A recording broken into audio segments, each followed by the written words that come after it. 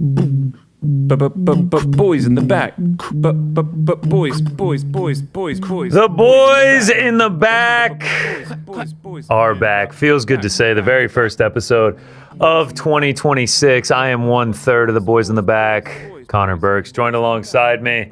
As always, you loved him. You missed him. You got him, have him in your life. It's Mr. New York Rick, and of course we can't forget about in the back, Mysterious Frank. How you doing, man? Good. How are you? I'm doing pretty good, man. I know we've had a few episodes, the Ariel Helwani show, awards week here at Uncrowned. But how's the 2026 been for you so far, Frankie? It's been great. We've had a lot of fun this week. I'm actually kind of dreading the weekend because then I have to wait a few more days before I can hang with the guys again. Wow. Dreading the weekend. Nobody more happy to be back than Frank, it seems. Honestly, during the break, the first 2 days, like, oh, man, I need this. And then the third day, like, I am bored. Wow. Well, we're happy to have hobbies, you back. man.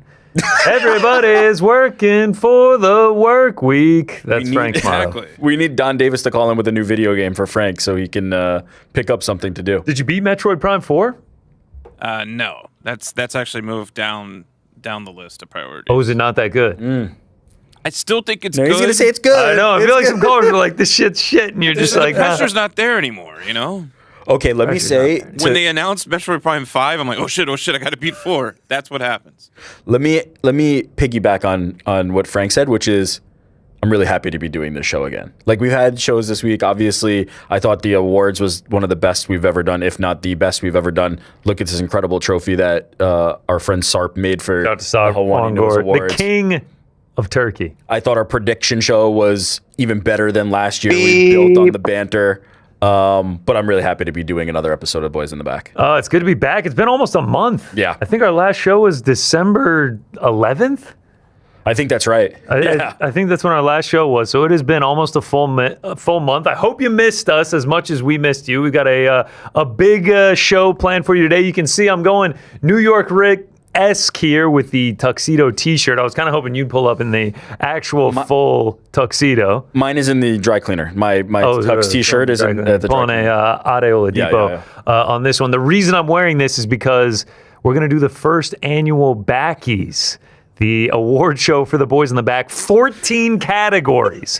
And we're not talking about fight of the year, walk out of the year. There is zero crossover from the award show that we did on Monday afternoon on the Ariel Helwani show, the most prestigious award show in all of sports and all of entertainment and everything like that. Zero crossover from that one. These are customized. Yeah. They're unique to the Boys in the Back program. And honestly, that's the only reason I even showed up for work today. I cannot wait to get into that. That's going to be the anchor of this show. And it will replace no pound for pound, but we will do your voicemails. We will do super chats.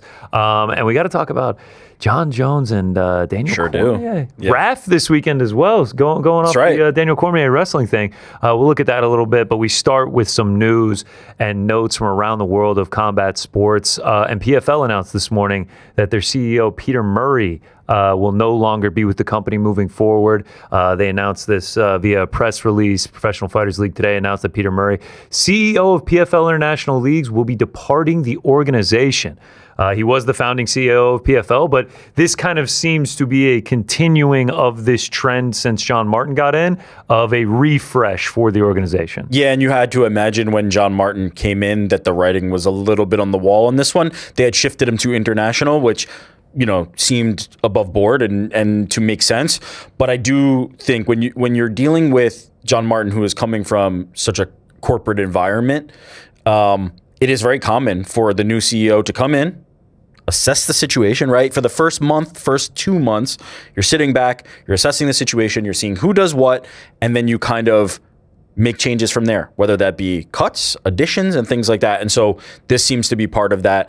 And I did imagine that once John Martin came in, that the writing was a little bit on the wall on this one. Yeah, not surprising, but it makes me excited for the future of PFL with the changes that they're making, with the fact that their rights deal is up this year. They got to apply some pressure. They got to try and improve as much as possible to get another rights deal. PFL is worth keeping an eye on.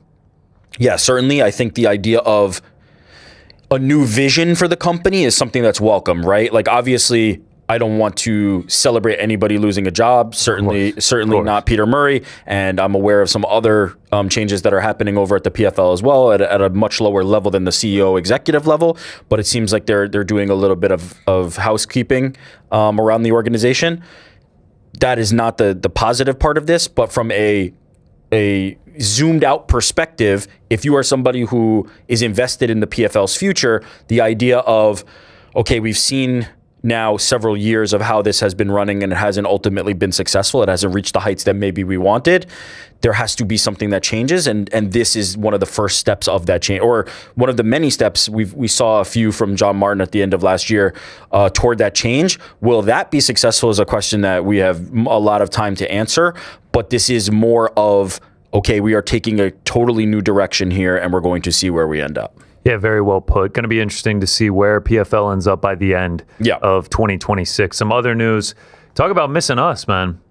Miss the UFC. They haven't had a card since December 13th, and we still don't get another one for another 16 days, 2 weeks from this Saturday. But we did get some announcements for a fight night taking place next month down in Houston, Texas, obviously headlined by Sean Strickland and Anthony Hernandez. We got Dan Ige and Melky Costa joining the card, which I think is huge because Melky Costa, 5-fight win streak, 4-0 in 2025. If he can springboard that 2025 with a big win over Dan Ige, he'll find himself in the rankings and he'll find himself, working his way up. Obviously not title contention just yet, but, you start getting that in your line of sight if you're Melky Costa. He was one of the names that was on my short list of honorable mentions for most improved, breakthrough fighter, things like that. This next year could be even bigger, right? This could be one of those years where Josh Van is a very obvious one that happened this year because it's you go from fighting in the middle of cards to beating Alexandre Pantoja, a pound for pound great. But I do think there's a big opportunity for some of these younger fighters who stay active and they're healthy throughout the year. You talked about Melky's big year. I think if he can stay active and he can pick up big wins over guys like Dan Ige, it's not going to be long before he's able to claim one of the top spots. I mean, he started last year with a late February fight and then was able to fight 4 times, and he's just right back at it here in 2026. So a great fight added to that card. We also got Michel Pereira returning, taking on Zach Reese. Michel Pereira on a bit of a skid. Going to be interested to see if he can bounce back here. Also, is that Zach Reese on the left? That's Cody Brundage, I think that's Cody Brundage. Who's the check? Be a mistake. Yeah, I'll take it up with the graphics guy, Frank. Yeah. Graphics team off to a shaky start here in 2026. That might be an early entrant to a Backie. That might be an early entry to a 2027 Looking at the original photo on Getty of that supposed Zach Reese. Zach Reese is in the photo. It's just his foot. Is he unconscious on the floor somewhere? Alive or not. Wait, that's Zach Reese getting finished by Cody Brundage. Yeah. We are off and running, baby. That might be a Backie. Oh, geez. Your boy Zach been looking good in the boxing lately. Zach Reese? How are we going to get through this show? I think you're talking about Cody Brundage. I don't think I can make it. One other fight that got announced, Ante Delia returning against Sergey Spivak, coming off that loss against Salsa Boy Waldo Cortez Acosta. And now he gets the polar bear. I like this one, man. Yeah, I feel so bad for Ante because the situation. Look, don't get me wrong. I don't think Waldo Cortez Acosta did anything wrong in that scenario, right? This was the opportunity that was presented to him, and he did what he needed to do in that scenario. But I do feel bad for Ante Delia, who felt like he had a win there and it was snatched from him, and he had so much momentum, and he's a guy that I really think could make some noise in the division. This is a good fight to go, okay, I'm resetting here. If I can get a win over Spivak, who I think is, a name that many people recognize, at least in amongst this division, right, where they're kind of short on names, that's one that could get him back to kind of where he was. But I do feel bad for him, honestly. Yeah, because you, as guys who have never stepped foot in the octagon before, you just can't be sure where your mindset is at when you think you have won, and then they're like, Nah, man, you got to go back out there. Definitively, too. It's like you think you just got one of the biggest knockouts of your career, and you have to re-rack it, right? And we've seen this before with some fights that happened last year as well, right? Neil Magny and Jake Matthews, like where it's just like, you got to reset this, and that's a hard thing to do. That's an instantaneous reset, and you get knocked out. So, yeah, I feel bad for him, but I do think that this was good of them to like leave it in like a same level of competition territory where it's like, I think I'm back like on 8 track. or 9, somewhere in the top 10. Good fight, good card coming together. Great we also fight. got Yadier Del Valle taking on our guy, the Monkey King, Jordan Levitt, and then Crispy, Carly Judice, my girl, taking on Juliana, the Killer Miller. So UFC Houston starting to come together. I don't think we're going to get that Josh Van title fight on there. No. I think that's out of the question. But Sean Strickland, Fluffy Hernandez is an absolute banger in the main event. And I imagine, when was the last time they went to Houston? It's been several years now, no? I was there for Cyril Gane versus Derek Lewis many moons ago. I have to imagine that was August of 2021. They had to have had a card there between then, but that's when I was there. You know, honestly, that was like right when I was starting with the MMA. I don't think Houston has gotten a card. Oh man, that is a while. Maybe they had a fight night or something. I don't know. But yeah, that card is coming together. It's shaping up nicely. That's a good card. There he is. There's Zachary's. Fair play to the graphics team. That was quick work there. Some other news. LFA. This news broken by our very own Ariel Helwani. LFA is getting a new deal with Vice TV. They will air their events in the U.S. beginning with their 2026 debut next weekend. The deal calls for 25 LFA events to air live on the linear network on Friday nights. The first LFA on Vice will air Friday, January 16th at 9 p.m. And Ariel adds, the promotion, I'm told, will soon be announcing its broadcast plans for the rest of the world. I mean, interesting stuff for LFA to get on linear television. And I like the idea of like Friday night fights. Yeah, that's next Friday. Next Friday, they will be having their first event on Vice. I got to see if I got Vice on my cable provider. That's what I was going to say, though, is like, yes, linear and yes, Vice, like is a name, right, that people recognize much more broadly than UFC Fight Pass, right? Vice is a name that and a brand that resonates with people outside the combat sports sphere. But I do wonder, like, how I don't even know, as you just pointed out, like how you find Vice right now, like what providers have it and things like that. I think that's going to be the biggest obstacle in terms of this potential deal is, can you inform people enough? This is our new home. It's going to be on Vice. Here's how you watch it. It's easy to consume. Thankfully, they have like the Kaposas of the world who tune in for everything and make people very aware of like where they can find stuff. But they're going to need to put in some elbow grease of their own to make sure that like people understand how to watch this. So I'm on DirecTV. Yeah.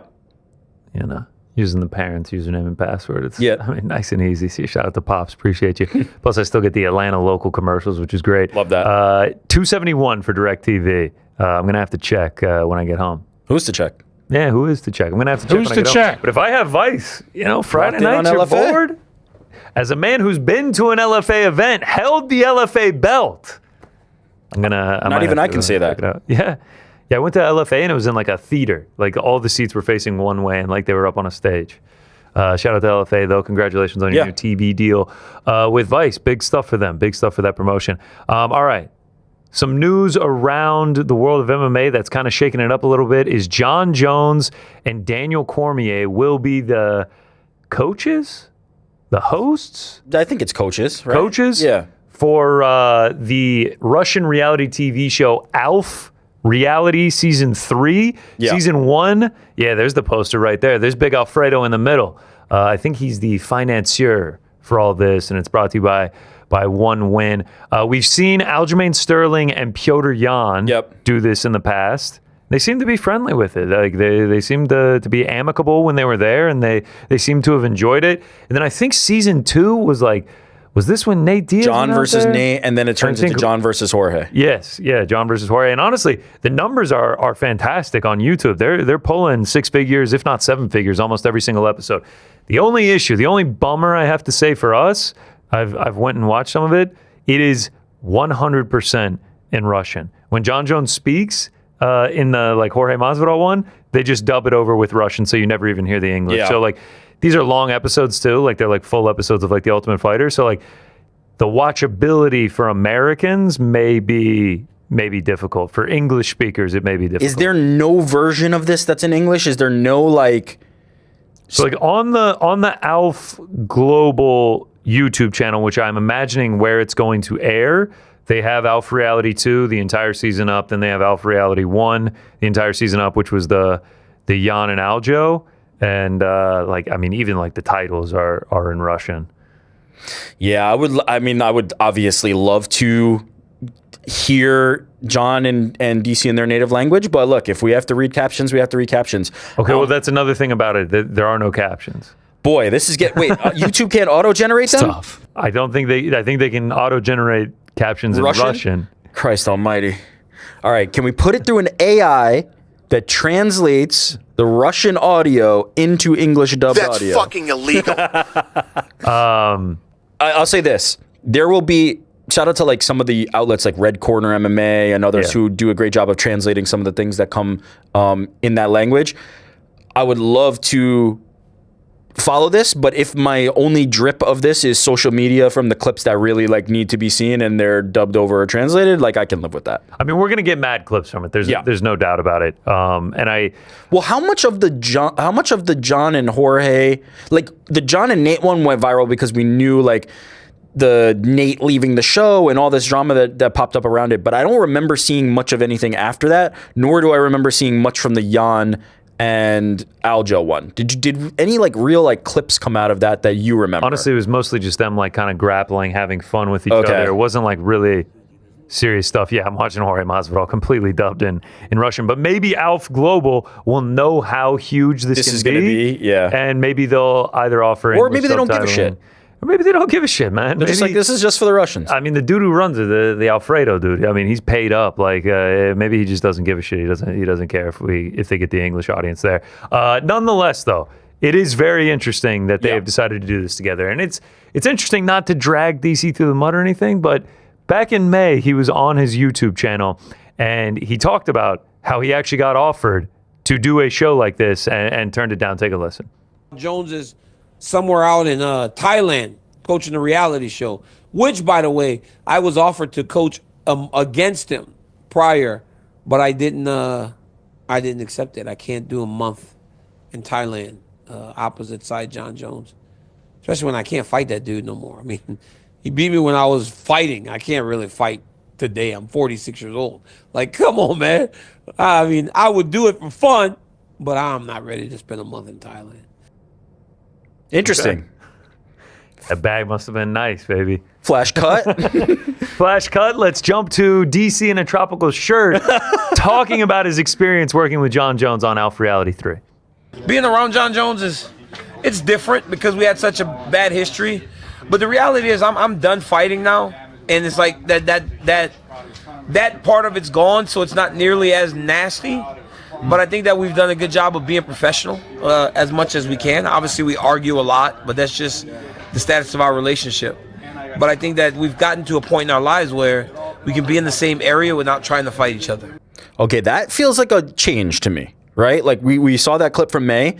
Not that DC was like super agitated or animated in that clip from May, but even the idea of like, nah, you know what? Like in the first clip, he says, we can't even coexist. I can't spend a month around this guy.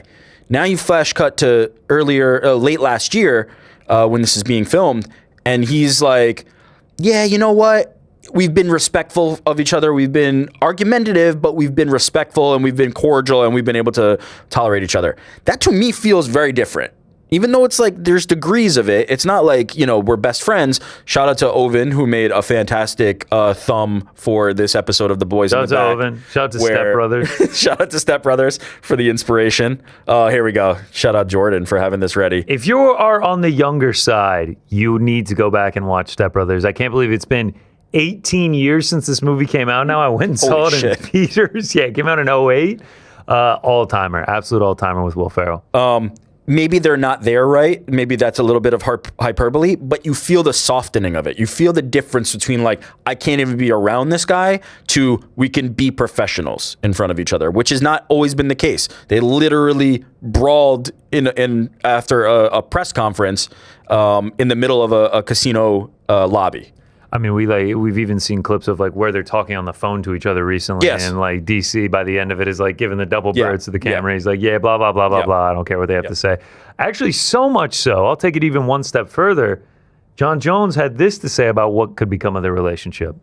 I think it'd be great to have Daniel Cormier a part of this show. Obviously, him and I have a rough history. I know he doesn't like me very much, me beating him twice, but I think him coming out here to Thailand, filming with me, would be a great opportunity for us to mend this jacked up relationship. But I have no problems with him. I think, if anything, him coming out here would give us both an opportunity to maybe start a friendship. Okay. Now we're going even further. John Jones saying Now we're not professionals, we're friends. maybe opportunity to start a friendship. John has a way about him of sometimes when John Jones is like trying to be friendly, it doesn't feel authentic. Does that make sense? Like when John Jones is doing like the like buddy pal stuff, sometimes it almost feels like a big brothering. It almost feels like I'm able to do that. And we've seen this, like you actually referenced that clip where they're on the phone. I think that was probably like a pre-fight commentators meeting where Daniel's getting an opportunity to talk to John because the commentary team gets to talk to the fighters beforehand, pick their brains a little bit, understand about their game plan and things. And he's talking to John and John's like, hey, what's up, DC? And you can just feel DC's like, here we fucking go again with buddy, like, Yep. you know, John Jones like doing the friendship act. I will say that one came across a little bit more authentic. That one came across a little bit more like this is a man who's probably like gone through a lot in the last, couple of years in terms of his career, in terms of like this whole Tom Aspinall saga that was going back and forth. He then retires. He maybe has some regrets about it because the bag that he left on the table, and just like he's lived some life now. In the last couple of years. Not that his years before this have been a walk in the park either, but an older man, a more mature man, has older kids now, probably like is looking at his life and thinking about things differently. I felt a little bit more like that felt authentic. The only thing I'll say, and Daniel Cormier will say it as well, to me, I think like Daniel Cormier never really wronged him. Yeah, like it's a good the point. wronging was on John Jones' part, and John Jones also won the two matchups. Yeah. It's much easier to be like, yeah, I'll be friends with him. Right. I kind of fucked him with the PEDs and the wrongdoings, and I also beat him twice. Sure, I'll be friends with him. Very fair. Whereas DC is coming from a side where it's like, bro, he took PEDs, man. Like in DC's eyes, he's like, he cheated against me, and like he took those opportunities from me, and I lost both matchups. Very fair. So it may be more difficult for him. DC actually had this to say about the potential friendship. Leaves that, and I honestly don't know that that's what he wants. I don't know that's what he wants. I have said time and time again that the authenticity that surrounds John Jones can come into question. So what we hear may not be necessarily what he means. Okay, two things off of that. Yep. Number one, the new Daniel Cormier TV background compared to the Louisiana DC logo.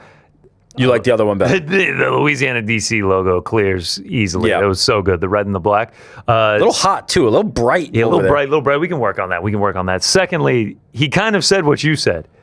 In the past, you can sort of sniff out this disingenuity. Magnanimous John Jones. What's the word, Frank? Disingenuity? Is that a word?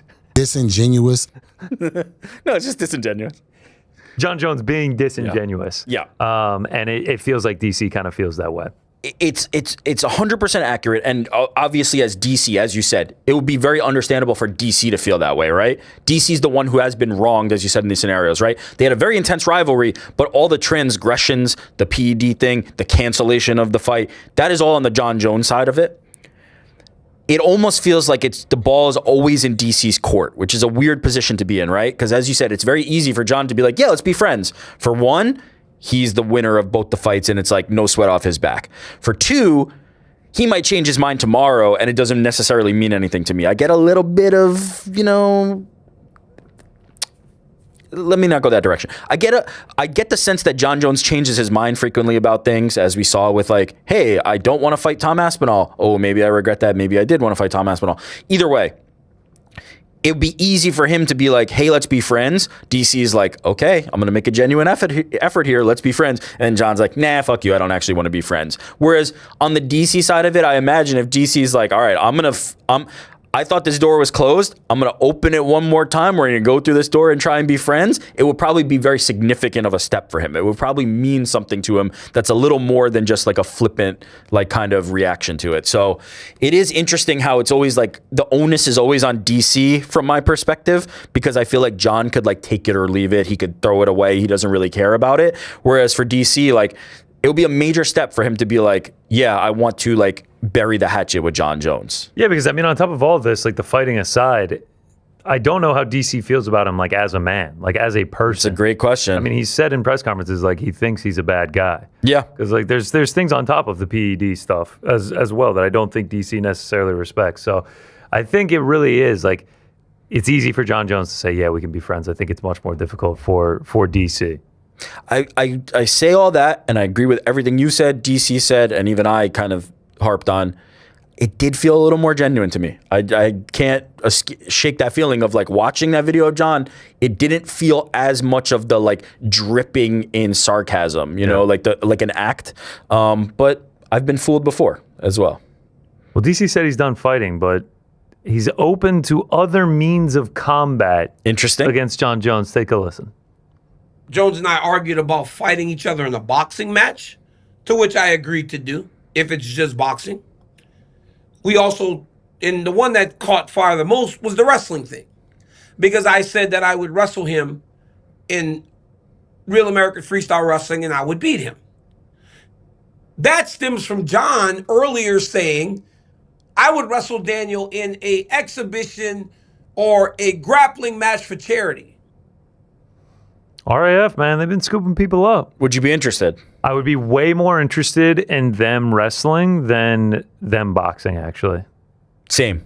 Like, I just think because it's Daniel Cormier's prowess, it wouldn't get too heated and nasty. It would be for fun. Would it not? Yeah, I guess it would, just because of who they are. And the first time somebody makes a wrong move, what happens? Like, that's my fear of this Jon Jones and Cormier. If Jon Jones were able to beat DC, I think it would shatter DC's speed. Yeah, that'd be bad. Because he's come out and said that he would beat him 10-0. That would be very bad. For Jon to beat DC in his own world, right, where it's like Cormier has lost twice to him in MMA. Again, Cormier and many, many others will call that into question in terms of the actual fights themselves. But the official records show he's lost twice to Jon Jones in MMA. That's Jon Jones' world, right? Jon Jones is the greatest mixed martial artist of all time. DC himself would probably tell you that, although he'll go the greatest, like, dirty, cheap martial artist, combat sports mixed martial artist of all time. Habib is probably like he'll caveat it, but I don't think anybody's unaware of Jon Jones being the greatest of all time. Wrestling, that's DC's. That's his world. That's his bread and butter. That's what he grew up his life doing and then transitioning to MMA. If he does lose to Jon Jones in wrestling, I do think it would have some very lasting effects. Seriously, I really think he would be like broken. Yeah. Like he would be distraught if that happened. And you also have to imagine, just on the basis of that, Daniel would train the hardest he's trained in a decade for it. He's come out and said he trains wrestling every day as it is. He says that Jon Jones will not beat him in a wrestling match. He'll be doing 3-a-days at that point because he cannot lose to Jon Jones. Look, Raf's already got me in for RAF 05 this weekend. We'll talk about that a little bit. You get Jon Jones, Daniel Cormier? Okay. I'm in. The ranking still, though, would be MMA, right? I saw some people saying this was AI generated. I think this is a real picture. Oh, this is real, no? It looks like it's real. I mean, they were out there. Who's to check? Who is to check, Frankie? I mean, they were out there, so I feel like it. Yeah, they were there. I think it's just a filter, you know? People used to chicken fry their pics back on Instagram in 2015, man. Throw that thing in the fryer. The ranking still would be for me, though, and I assume the same for you, right? MMA. Wrestling. MMA, yes. Actually, I don't know about MMA. You'd rather see the wrestling. Number one. I guess I would want to see MMA, but I think Jones wins. I think at this point, with the shape that DC's in, he's like, what, 46, did he say he was? Yeah. He has aged out at this point and has not stayed like in Yoel Romero type shape, whereas Jon Jones is pretty recently 46. Removed from fighting in MMA. About to be 47 in March. Yeah, dude. I I don't want to see the MMA. You just think the because, playing field will be more even for wrestling? Yeah, absolutely. I think Than that's MMA. the most even. I don't really want to see them get into a striking match. Like No, like boxing's by far my last. Like, I don't even want to see it. DC I don't want to see boxing. it. No, I felt. I the think same. wrestling. Man, you know what? You might be convincing me. I think MMA still. Would I want to see a 46-year-old DC come back and then lose in MMA? Yeah, you know what? The more I think about it, the more you're right. Because if John Jones came back to MMA, why the fuck would I want to see him fight DC rather than like Tom Alex Pereira, or Tom Alex Pereira? Aspinall? It's like, yeah, you're right. fighting You're right. DC's You're coming right. out of the You're right. commentary You're booth. right. You're right. I think I'm going. I just want to see the wrestling. Wrestling. See the RAF. Damn, if Raf can put that one together, they are cooking with gas, man. Like 30 that million? is. I don't know if he's getting 30 million, but if they can put that together, and I 30 think million for the kitchen scrap. it's lower stakes for John too, right? Like obviously, sure. John's been talking about the 30 million for the Tom Aspinall fight, and Ariel was the one who reported that. We all know this at this point. I think the stakes are much lower. That he knows it wouldn't lower, be dude. That for a wrestling match. I could see him losing and then like that, like shit-eating grin, and he's just like, "Congratulations to Daniel on the win." Do you think John?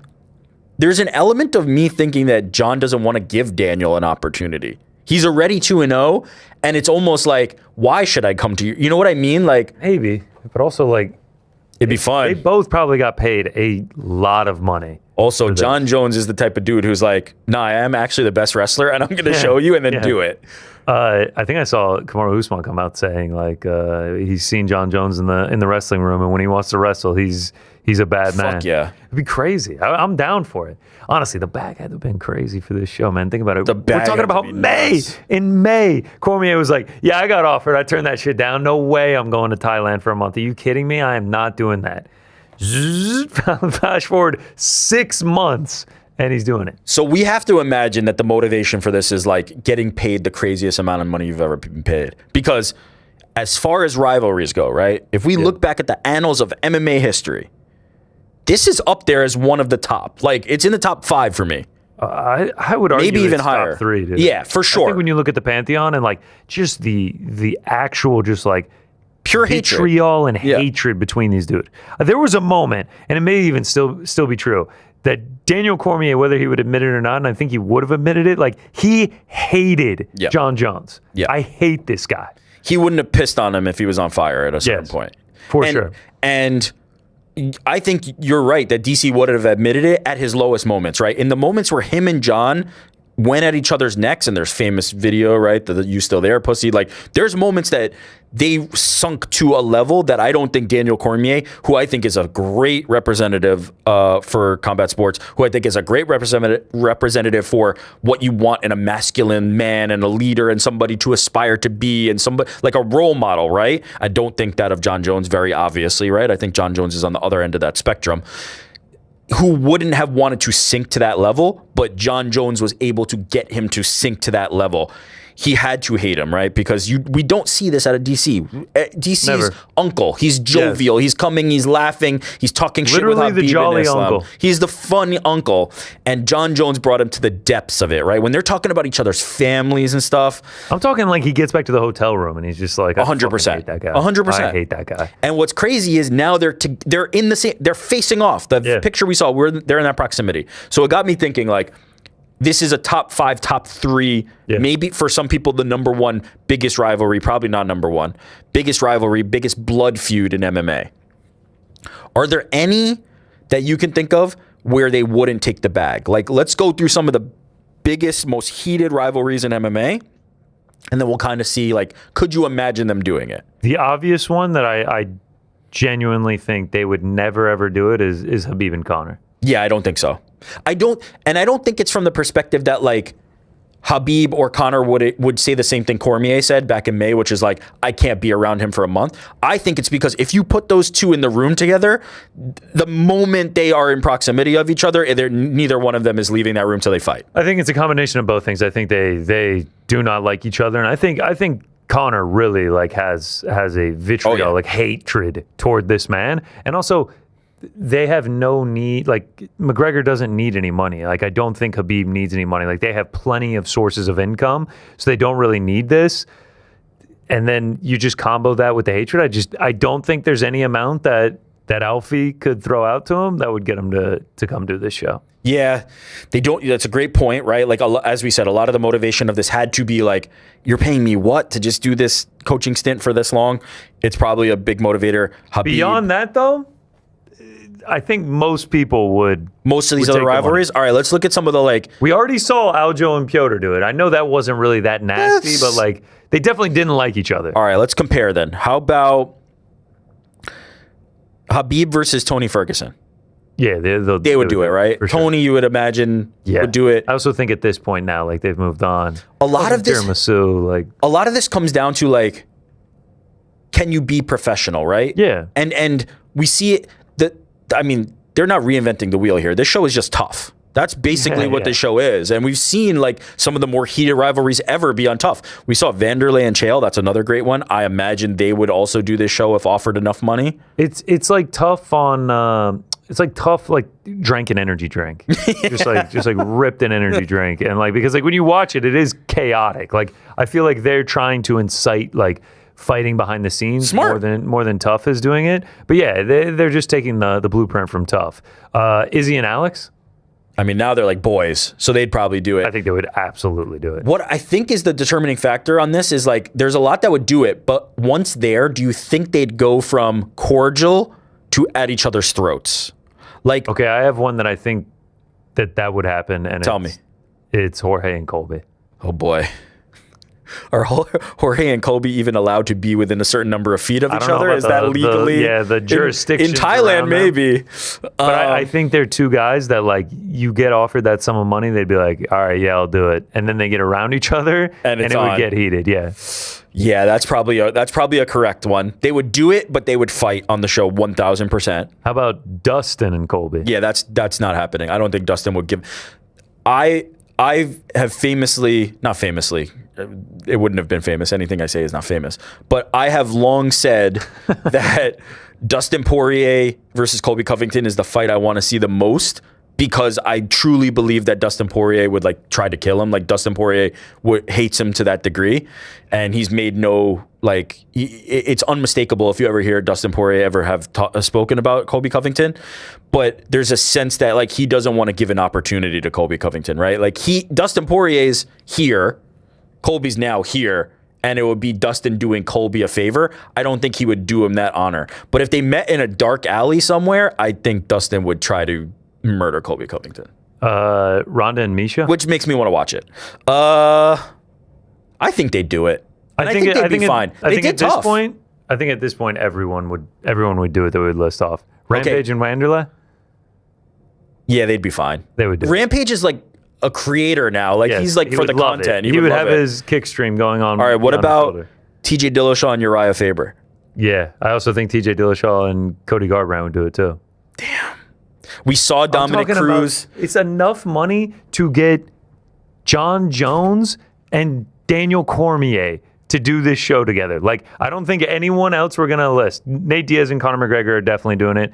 Brandon Moreno and Davison Figueiredo are definitely going to do it. Tito and Chuck are going to do it. GSP and Nick Diaz are going to do it. Chael and Anderson will do it. Michael Bisping, Dan Henderson. Yeah, Michael Bisping, Luke Rockhold. Yes, Luke Rockhold for sure. I'm telling you, there's a high chance by the middle point of that season, Michael Bisping has gotten Luke Rockhold so riled up that it becomes explosive. You can just feel Michael Bisping picking at. No, I'm talking like bad though. I'm talking like real like animosity, like fight. Yeah, I mean, but I still. But it's all good, I guess. That's what you want, right? Yeah, for sure. I really Brock Lesnar, Frank Mir. Yeah, yes, for sure. Brock would definitely. It's got to be a crazy bag. I don't know how much they got paid, but dude, to get Daniel Cormier, who said 6 months ago, nah, man, I'm not doing that shit. I can't be in Thailand for him with a month. To doing it, it has to be a crazy amount of money. All right. I think we've arrived at like there's some very like big rivalries, right? We've touched on most of them. How about Ilya and Patty? For sure. Yeah, they do just tough, not right obviously. now. Just not right now because of where they're at in their careers. Tough if Tough paid a shit ton. Yeah, this has to pay more than Tough. Definitely does. Let's conclude this part with who would you want to see, and let's leave Conor and Habib off the table because that's the most like Habib and Conor. Can I say Nate Diaz and Conor? Yeah, I'll Nate take Diaz that. already did it. But Nate quit, so it's like, Yeah, are you fuck. getting? All right, Izzy and Alex. I'd like to see Izzy and Alex. Would that be too friendly? It's too friendly, and there's also the language barrier makes it tough. No, but they can chat GPT the shit talk. Yeah, for sure. Rampage and Vanderlei? That'd be fun. That's the one I'll go with. I would like to see. Honestly, are we going to see any of it? Because it's all in Russian. This would never happen, obviously. It's impossible to happen. But the one I would want the most is Tito Ortiz versus Dana White.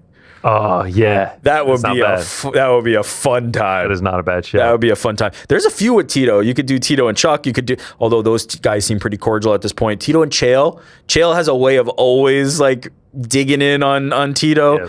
Yeah. I wouldn't mind, man. I wouldn't mind the Michael Bisping version of this season. If they're very clearly like aware of what they're doing.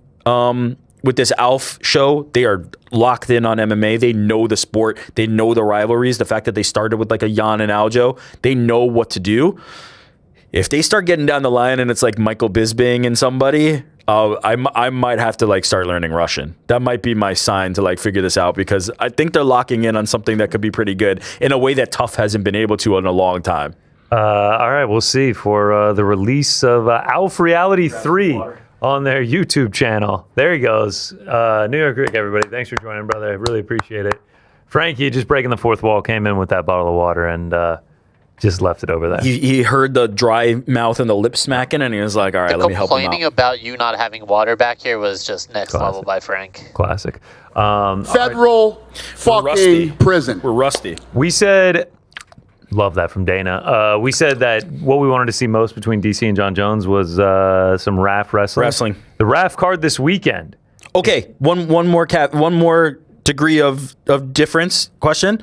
Would you watch grappling like a jiu-jitsu, not necessarily wrestling, or does it have to be the wrestling? It to be wrestling. Yeah, me too. I want it to be because DC's it's DC's realm. wheelhouse. All right, we're aligned. We're aligned. Main event, you said it, Luke Rockhold going against Colby Covington. Fun.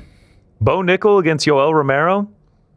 Armin Sarukian versus Lance Palmer. Bo and Yoel is the one that got me to tune in. Just the brilliance of Yoel Romero is like he's LeBron. He's our LeBron, right? Just 48 years old and just still looks. Forget even if he sucked, right? Even if he was trash at combat sports and wrestling and everything else, right? At this point in his career, which would be understandable at 48 years old, just the physique alone is enough to be like, what? Like, what the fuck is this? Who is this guy? Where did he come from? But he's also 10 zipping people on the wrestling mat. And he's going against Bo Nickel. And he's wrestling Bo Nickel. Look, man, I was out on RAF. You were too. I was never in. I didn't jump out, but I just never got in. Yes, I mean, that's true. I was just not interested in it at all, but it took them 5 cards. They've got me in. Bo Nickel, Yoel Romero. I will be watching this. Armin Sarukian too, man. That guy can't go 2 weeks without having a grappling match, man. It truly is incredible. Is there a chance though that like they run out of this, right? Like there's only so many times you can do this. Like I think this is brilliant. They've locked in for this one, and I will be watching. But like Yoel loses to Bo, then it's like Bo versus who, and then it just. I think they will eventually run out of these intriguing matchups for the MMA. And then they'll get John Jones, Daniel Cormier, and I'll tune back. God, if they get that.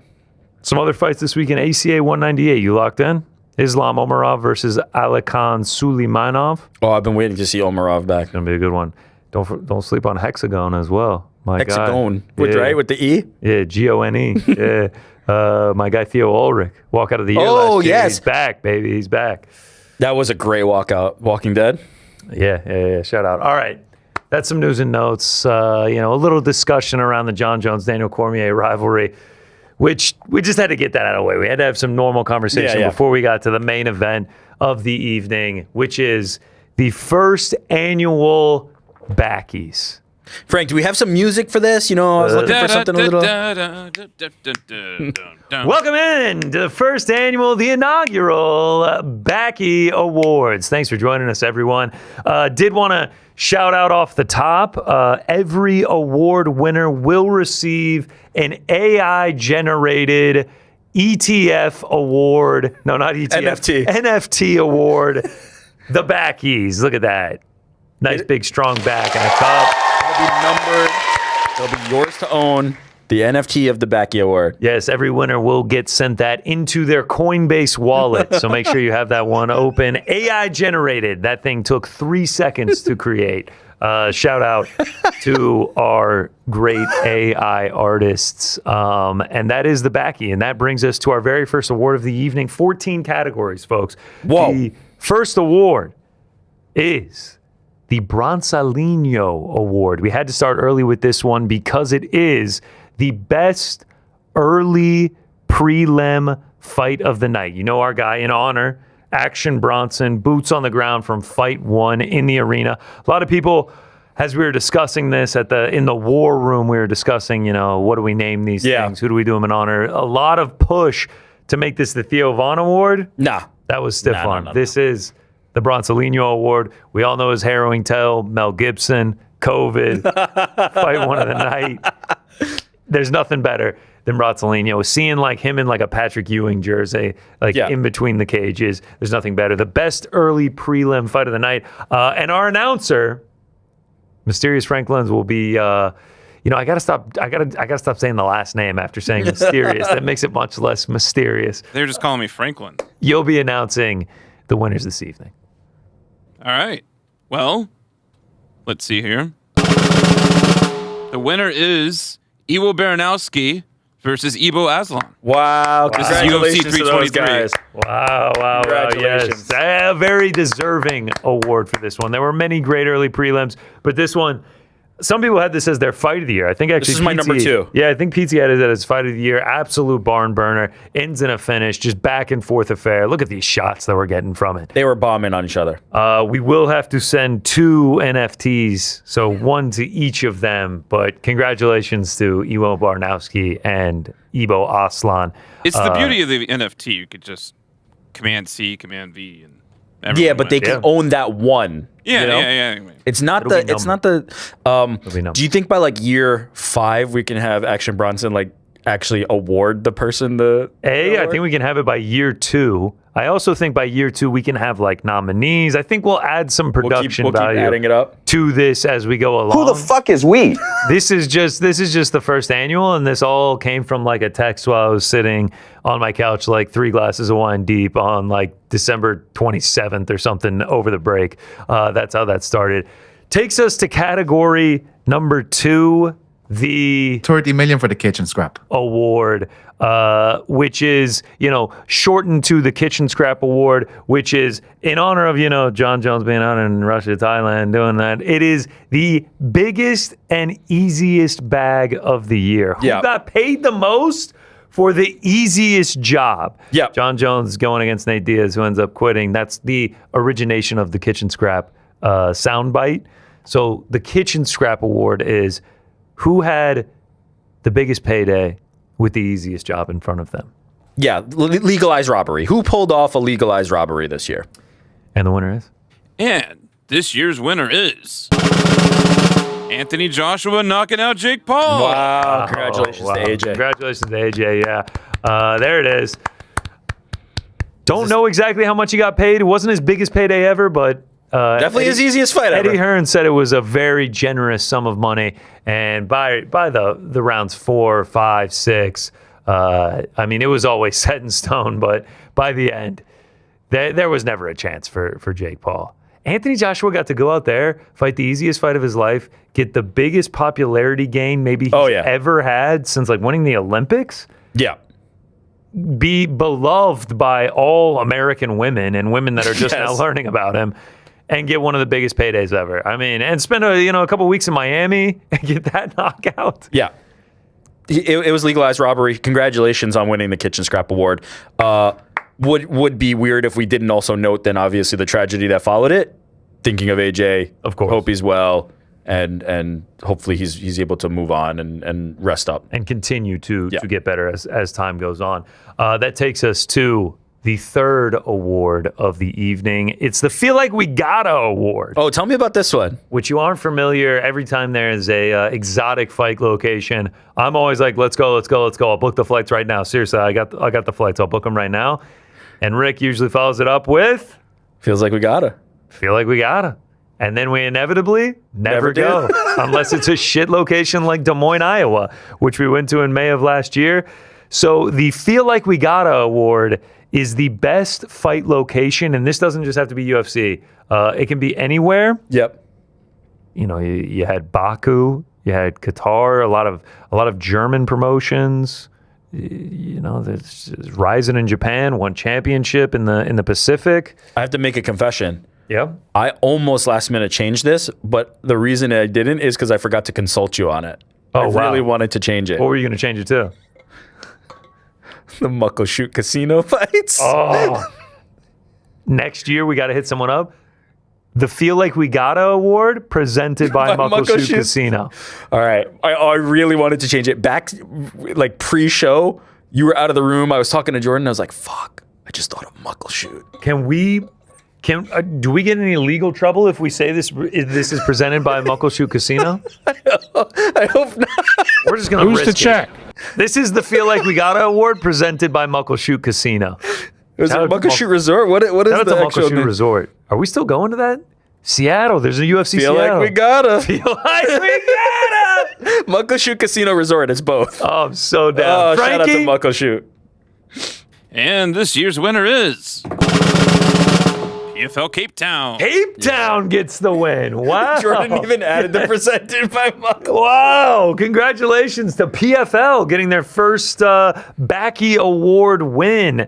I mean, we've given one out to UFC, to MVP, and now PFL with their fights in Cape Town, South Africa. Wow, yeah, look at that poster. It's pretty cool that they went to South Africa. It's very cool. It's very cool, and it was a great card, man. That was yeah. that was Costello. The climactic Ben ending, Stevens. was absolutely incredible. Dakota had a great performance.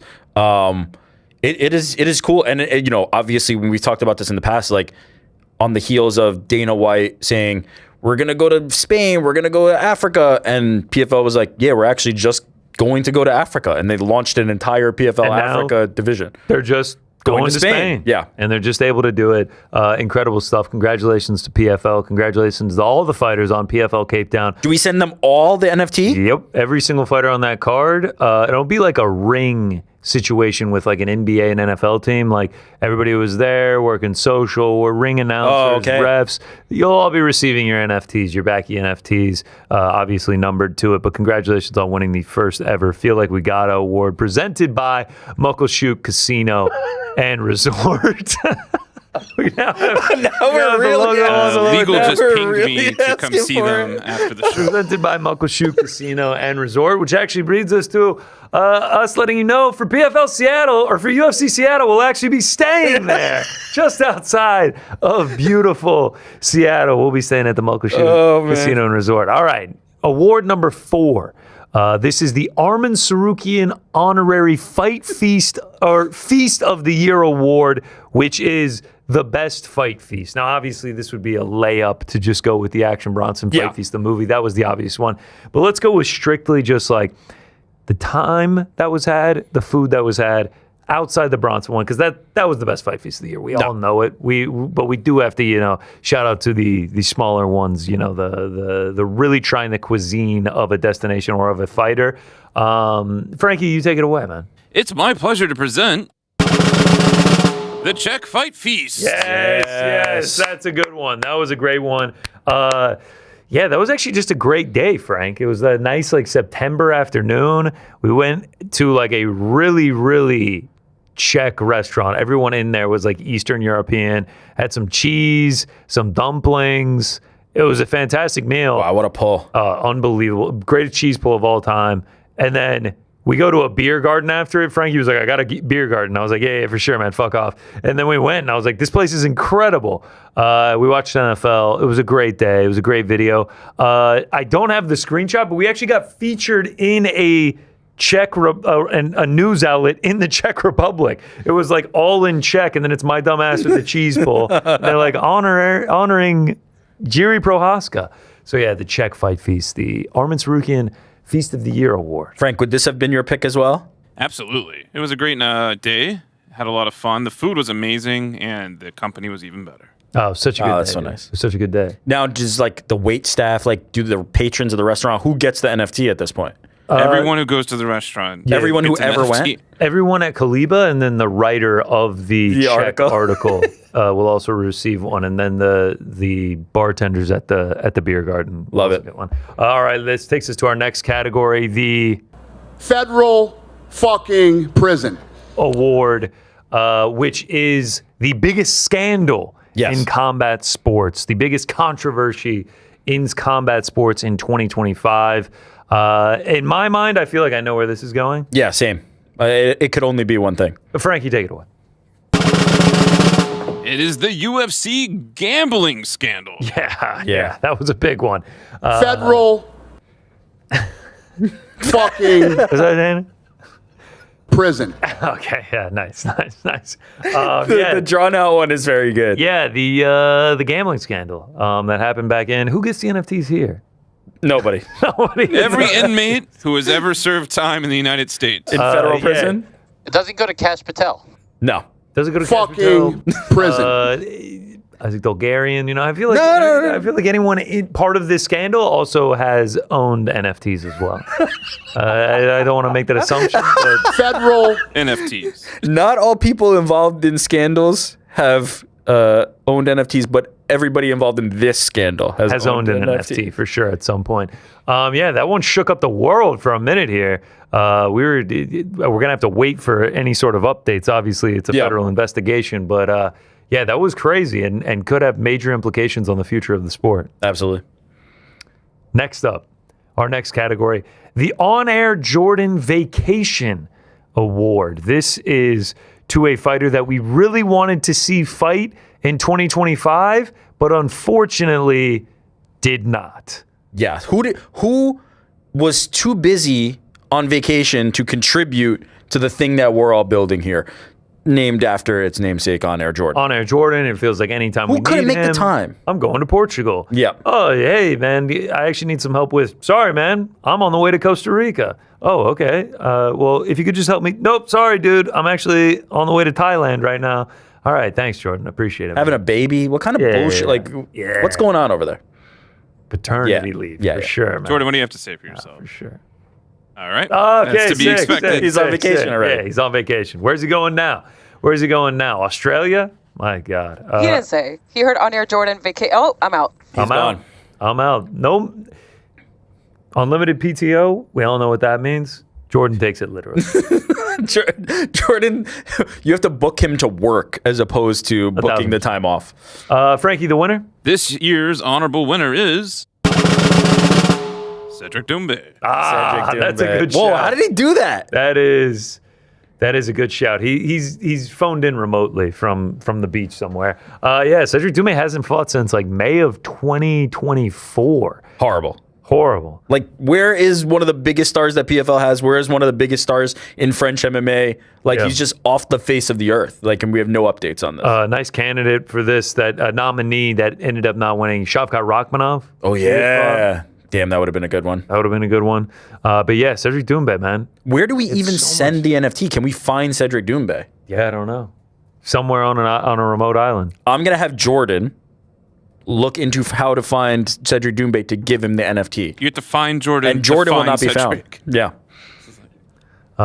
Shout out to Cedric Doumbé. Congratulations on winning the On-Air Jordan Cedric. Vacation Award. Next up, the Mailman Fight League Award. This one originating from the voicemails and our what's the word for it? Our league that's just getting started. Yeah, like a fledgling organization. Fledgling organization. That's a good way to call it. The MMAFL, Mailman Fight League, MMFL. Yeah. Mailman Association Fight League, the MMAFL. And this is who delivered this year in 2025. Who built it up? Who promised and delivered? Who was of their word? Who delivered on what they said they were going to do? Like, we're talking about Jordan, never around, always taking vacation. Who's the one that showed up and did exactly what they said they're going to do? They delivered like the Mailman, the great men and women of the Mailman Fight League. Yeah, you could think like a Piotr Jan getting his belt back. Yeah, exactly. And Armin Sarukian saying he's going to like run through Dan Hooker, like something like that. Emphatic. Yes. Emphatic said that they were going to do, delivered for themselves and the UFC. Frankie, the winner? Alex Pereira versus Magomed Ankalaev. Great Congratulations to Alex. Yeah, that's actually a really great shout. Said he was injured in the first fight. Said he was going to come back in the second one and knock him out, finish him. And sure enough, Khabib LeMay, 60 seconds later, however long it took him, he gets the knockout. He rights the wrong and gets his belt back. Delivered.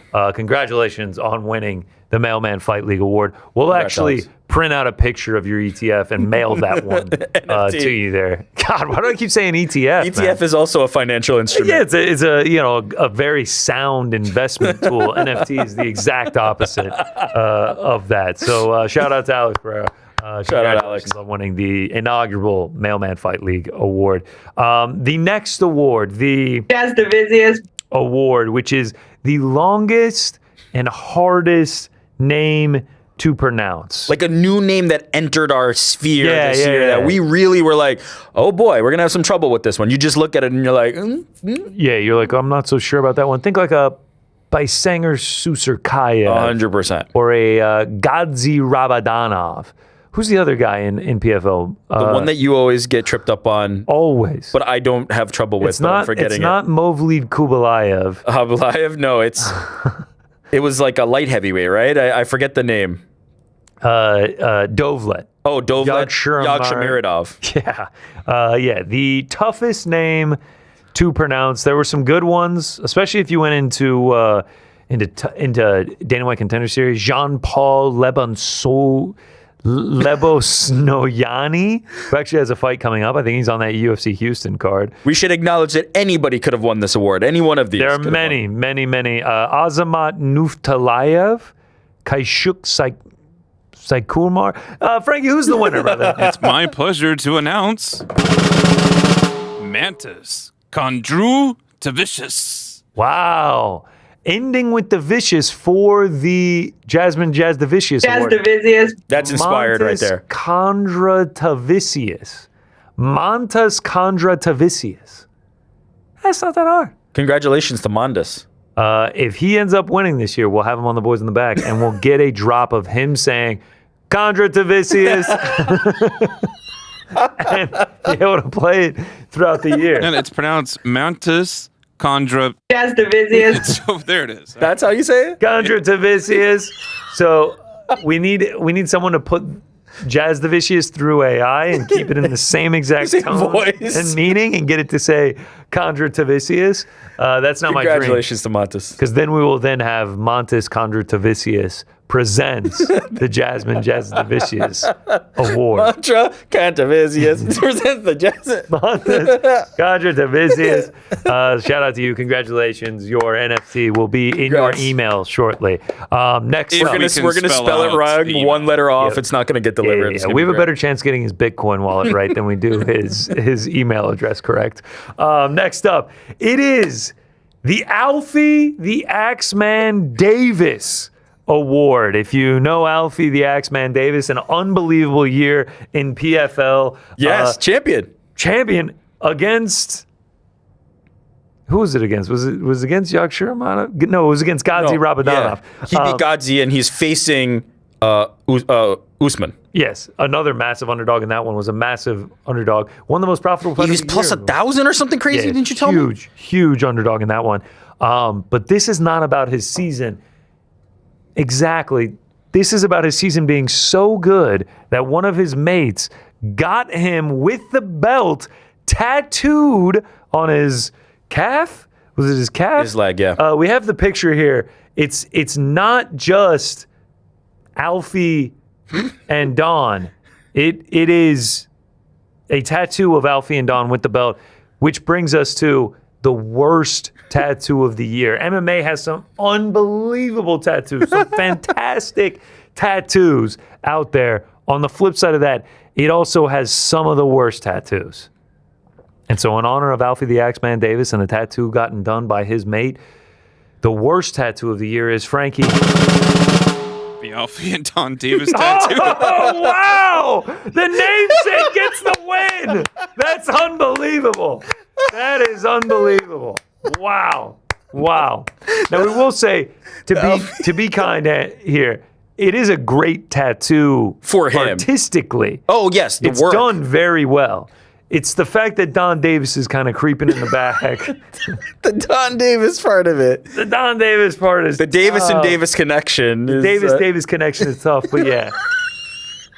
Even seeing it again It's tough. It's crazy. Okay, I will also say it has very significant meaning to the gentleman who's friends with Alfie. 1,000%. Yep, that part 1,000%. is like 1,000%. It's super meaningful to him. Still probably not doing that for my boy. I'm still probably not doing that Well, for my if boy. you did it but- for your boy, the one thing I'd say is if Don Davis was Yeah, can working we in the leave Don back, out? you'd Is there any probably chance? not put Is him there in. any chance he just assumed that it was just going to be of Alfie Davis, and then the guy finished, and he was like, "All right, all done," and he wiped it off, and he was like, "Wait, No, dude, they put his stencil on.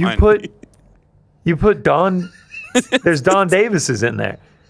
Yeah, I thought you wanted the exact picture. No, I didn't want Don in there. Well, man, there's really not much I can fucking do now. I just tattooed it on your ass. And by your ass, I mean his back calf. your leg. Oh my god. Can you so you're saying I sat here for another 3 hours so you could put in Don Davis in the background? What's the cover-up tattoo? Is it a bigger picture of Don Davis? You just black it out at that. No, it's a bigger picture of Alfie Davis. No, you don't get a bigger picture of Don. I just can't believe Don made it. I cannot believe. Can we see it one more time? Is there any way we can zoom and enhance on Don? Like, look at Don. It's fucking ridiculous. I can't believe Don Davis is shoe in at the the bottom? tattoo. It's so good. Oh man. It's so good. I mean, Alfie looks incredible. Alfie looks incredible. I mean, in real life too. God, that's a handsome bloke. dude. Handsome bloke. There we Yeah, go. there it is. Don is fucking crazy. Shout out to Don Davis. Shout out to Alfie the one of the Axeman best and his things I've boy. ever seen. Congratulations on the inaugural. The Don Axeman. Davis, because you're on the tattoo, you will also be receiving your Backie NFT. What about the tattoo artist? For sure. Yeah. Hey, They get a course, Backie. Of course, yes. Of course. And like to the tattoo artist, it's a great tattoo. You nailed it. Yeah. Like The smirk. Almost too much is You the, nailed is the it. problem. You nailed it. It's just the idea of Don Davis being on the tattoo. All right. Okay. Our next category. It is the Who's to check? award, which is given out annually on this program to the best fighter from the Czech Republic, the best Czech fighter in all of combat sports. MMA specifically, when I say all of combat sports, it's actually just MMA. Yep. It's not boxing or anything like that. It's just the best Czech MMA fighter. There's a lot of names you could go with here, but Frank, I'll let you name the winner. This year's winner is Yuri Prohaska. Oh shit! Oh. I wasn't even thinking of him. Who could it have? Man, that's crazy. Wow! You had to be an underdog to win this one. An upset for the ages by 1 year. I'm coming! That is a live reaction from Yuri Prohaska. I thought there was going to be a chance it was going to be Ronald Roney Paradiser. A lot of people were saying Daniel Lagaki. For sure. I remember that. I mean, 4 fights in 2025. Rumblings of Lagaki were. Who could forget Matej Spartacus Kuznik, Jakub Batfalski. That's just to name a few. In one of the most stacked award classes of the entire program. But in the end, Yuri Prohaska stood tallest. Should we call Yuri and ask for his reaction? No. Oh, We're gonna God, send the no. NFT. Actually, what if his reaction is like my reaction, and then we get to sit here and be like, "All right, man, like chill out." Playing it a little bit. too much. It's just an NFT of a back trophy, man. AI generated as well. We put no effort into it. Shout out to Yuri, who it seems like might have a fight coming up. He shot down some of the rumors, but he said they're in negotiations. Also, a baby on the way. Big upcoming year for Yuri, but obviously the most important thing is he won the Backie this year. Yes, congratulations for winning the first ever Who's to Check award. I imagine that one is going to be competitive for years and years to come. Yes. Next up is the Bilal Muhammad Award, given in honor to the best young prospect in all of combat sports. There's a lot this year. Obviously, you've got names like Elise Pereira, Raul Rosas Jr., Joshua Van, just 24 years 24 years old, second youngest champion ever. And he's already the champion. But this is about the best young prospect. Who's a killer in the gym, right? They're training and you can't keep them off you. And then revitalizing the old guys in the gym. And then, and then when they step in the cage, they deliver the goods. The best young prospect, Frankie, the winner is Kevin Vallejos. Without the sex. Oh, wow. Perfect. Kevin, congratulations, man. Kevin Vallejos. Wow. Wins the Bilal Muhammad Award without the sex. Congratulations to Kevin Vallejos. The hottest young prospect in all of MMA. You got to love the young prospects. I mean, he had a great 2025 and 4-0. What did he go? I think he went 3-0. A fight in March against Sungwoo Choi, a fight in August against Danny Silva, and then finished it off on the last card of the year in December against Giga Chikadze. Was on Contender Series in 2024 against Cam Teague. But yeah, now finds himself at 17-1. Potentially a big fight against Luke Riley. I don't know if it's going to happen early, but they're beefing on social media. Two bigger names. But yeah, just 24 years old for Kevin Vallejos, and just turned that as well. Birthday is until December. Josh Van, I feel like, obviously I'm not one of the judges for this. I'm not one of the selectors of this award. But I feel like Josh Van, he kind of was already cemented. Yeah, when you're already the second youngest champion, you're not the guy who's like helping other people get the reps, You're not the one giving the reps in the gym. So shout out to Kevin Vallejos. All right. That is 11 categories down. Just 3 to go here on the first ever edition of the Backie Awards. And that brings us to Frank's Mom's Ass Award, which is given every year here on the program to the man that not only... Or woman, of course.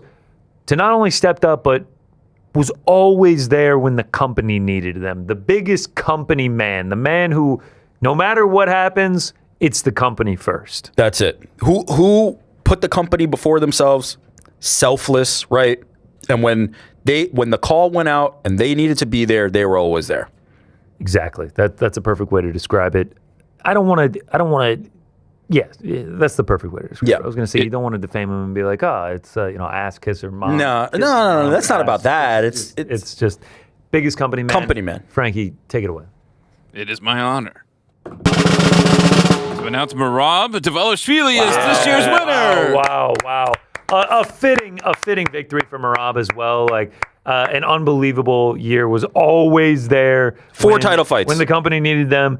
After he wins at UFC 311, he's shaking Dana hand, thanking him so much. I'm nothing without the UFC. Thank you so much for having me. All the way to when he loses the belt in December, he immediately goes over to Dana White. Thank you so much. I can't tell you how much I appreciate this. I'm nothing without the UFC. He is a man who, when the company called on him, he answered. Yeah, and not only that, there had been friction in the past. This year, 3 title defenses. He's the name on everybody's lips. Chases immortality with a 4th title defense. He was there putting the company first this year. Shout out to him. Congratulations to Merab. Many people giving him Fighter of the Year. I was one of them. 25. We are giving him the first annual Frank's Mom's Ass Award. Frank, did your mom have any thoughts on that? I no longer talk to her. Okay. After the incident. Are we getting a real life sculpture made as a la Ariel's nose for this award? I mean, we can. Be a nice Frank's going to take the mold. Jesus, Frank, that is your mother. You heard him? No. He was like, it'd be a nice looking trophy. You're never going to let I was making the joke that he's going to do the mold, and he's doing the joke already. Congratulations to Merab Dvalishvili. Next up, only 2 categories to go here on the program. We're down to the last 2. Flying through them. And the 13th award is the Davi Ramos James Tahuna Award. That was my fault, Frank. I know you had the drop for it, and I stepped on you there. That's my bad. The Davi Ramos James Tahuna Award. This goes to the fighter that we really just kind of forgot they fought, man. We sort of mixed them up. It was like, did they fight? It's like, did they? Were they there? I'm not quite certain did they fight? Obviously paying homage to the moment right here with Ariel Helwani and Tai Tuivasa, where he confused Tyson Pedro for James Tahuna, and obviously the Davi Ramos presenting the award. The James Tahuna Award is in honor of that time we were in a heated debate about Islam Makhachev, and Ariel mentioned his loss to Davi Ramos. Who is Adriano Martins. It is Adriano Martins, but we were in the heat of battle, and Davi Ramos was the one we went with then. So the Davi Ramos James Tahuna Award. Who did we forget fight this year? Who was it? I'm confused about this one. I can't remember. Who's the winner, Frankie? Victor Nemkov. Oh, Victor Nemkov. Wow. Congratulations to Victor Nemkov, brother of Vadim Nemkov. And I believe we have the tweet here, the origination of Victor Nemkov getting in the ring. Joe Rogan talking about you have to be in the UFC if you want to be the best in the world. And he said, is that really true? Francis Ngannou. It's a good list so far. Chris Cyborg, Usman Nurmagomedov, Corey Anderson, Paul Hughes, and of course, who could forget? Victor Nemkov, also following his mentor and coach Fyodor, and not in the UFC. Shout out to Victor Nemkov. He had a hell of a year. Shout out to Victor Nemkov. Obviously, Don Davis meant Vadim Nemkov, though he does. Or did he mean Victor? He does have a brother named Victor Nemkov. He also would have spelled that wrong, Viktor. Victor Nemkov. Do we have a picture of the brothers? Is that a thing? No picture of Vadim and Victor? Of old Vic Nemkov. But yes, the honorary inaugural winner of the Davi Ramos James Tahuna Award is Victor Nemkov with a C. Congratulations, Victor. Congrats, Victor. You'll be getting your... We don't know who he is? You'll be getting your NFT. By default, we'll send it to Victor VIK. There he is. Congratulations to Victor Nemkov. M1 gloves there. It's good stuff. That's good stuff, man. Shout out to Victor Nemkov. Last award. That leads us to our final award of the year, of the program, and that is the Boys in the Back Award. This is the flagship of the program, the one that everybody seeks out. Most prestigious. And it's the best behind the scenes moment, the best, There's different ways you can interpret this one. There's many ways that you can interpret. You could do the behind the scenes. You could also do like, who's got your back? Like, who's got your back? Who's there? Who's got your back? Who's got your back? The boys in the back. It could be like Piotr Jan's coach with the iPad. Kyra with the nice moves, man. Nice moves back there. It could be Andrei Arlovsky getting into a fight in the back. Stage. Yeah. In the back. But ultimately, there can only be one winner of the Boys in the Back Award. Frank, go ahead. And this year's winner of the Boys in the Back Award is all of the Dagestanis versus Dylan Dennis at UFC 322. A rightful winner. Shut down the show at UFC 322. Got Dylan Dennis kicked out. Was a brawl for the ages. And a massive moment in MMA and a massive moment for this program because it leads to the first ever winner of the Boys in the Back Award. The Boys in the Back Award, they had each other's backs. They were also happening in back of everything that was going on in the broadcast. Yeah, if we all remember the brilliant shot of them kicking off the broadcast, John Anik, and then John Anik keeps talking and Joe Rogan and DC are standing here like this. That's right. Literally we saw their backs. Literally looking in the back while we see their backs. So the first ever Boys in the Back Award goes to the Dagestani. And we will naturally, obviously, you have to send it to both parties involved. We will send it to all the Team Dagestan as well as Dylan Dennis. Dylan Dennis will get it, the NFT, and also every citizen in Makshala will also. Oh my God, John Pork obviously gets shout out to John Pork. John Pork somehow not getting an award tonight. The John Pork Award? Do we have to come up with okay? This is the end of the Backies. They were fantastic. I've never had more fun. Shout out to everybody involved in this prestigious award ceremony. I feel like we can soup it up for next year. Like you talked about increasing the production, but maybe we add new categories. Like if you have some ideas, let us know. Maybe call in. Please. Maybe send an email, send a super chat. Best way for me to see it. Tweet at me. Tweet at me any new award categories. Drop a comment on this video. Like, subscribe, and comment what award we should add next year. Yeah, we want to beef these bad boys up. Maybe add a little production. But there it is. There is your AI generated NFT that will be sent to all the winners. Congratulations to all the winners of the Backies this year. First annual, baby. First annual. Wow. There's some I can't, Yuri winning. Wow. Who's to check? Check. What a moment. In all seriousness, that was actually so much fun to go through, create all the awards and then make the winners as well. Yeah, we had fun with that. So shout out. I hope you guys enjoyed it. Half as much as we did. Frankie, do we have any voicemails? Voicemails! Ahoy, hoy. Hoy, hoy. Yo, boys in the back. It's Jimmer. What's up, Jim? Missed you guys. Hope you guys all had a good holidays and everything. But anyways, got a question this week. Which one of these three things do you guys think is the most likely to happen at the White House? 1, Sean O'Malley regaining his belt versus Peter Yan. Okay. 2, Conor McGregor actually fighting on the White House. Or 3, Ilya Topuria versus Islam Makhachev. Anyways, love you guys. Deuce. Love you, Jim. I'm going to go with Conor McGregor fighting at the White House. Sean O'Malley has to beat Song Yadong, and then that fight has to get booked. So there's hurdles there, and then he has to win the fight. Just yesterday, I said I don't think Conor's going to fight on the White House card. But is it still more likely than Ilya versus Islam? I don't think O'Malley versus Yan can happen on the White House card because I think Yan will only fight one time in the first half of the year, and it probably won't be against Sean O'Malley. I still say Conor's the most likely because I don't think Ilya is going to be back for a bit. Yeah, same. So I'm going to go Conor. 24-inch Dubs here. What's up, we Dubs? all the way back, and I'll tell you why. Tell me. Frank pulls out 90s references of Bill Clinton and Rodney King. What's next? Dave Chappelle, Black Bush, Yellow Cake references, Power Rangers, Bitchy cooking? maybe Transformers, definitely some sort of Pauly Shore movie. I love it. Frankie, you're the GOAT. Let's go 2026. We's in the juicer.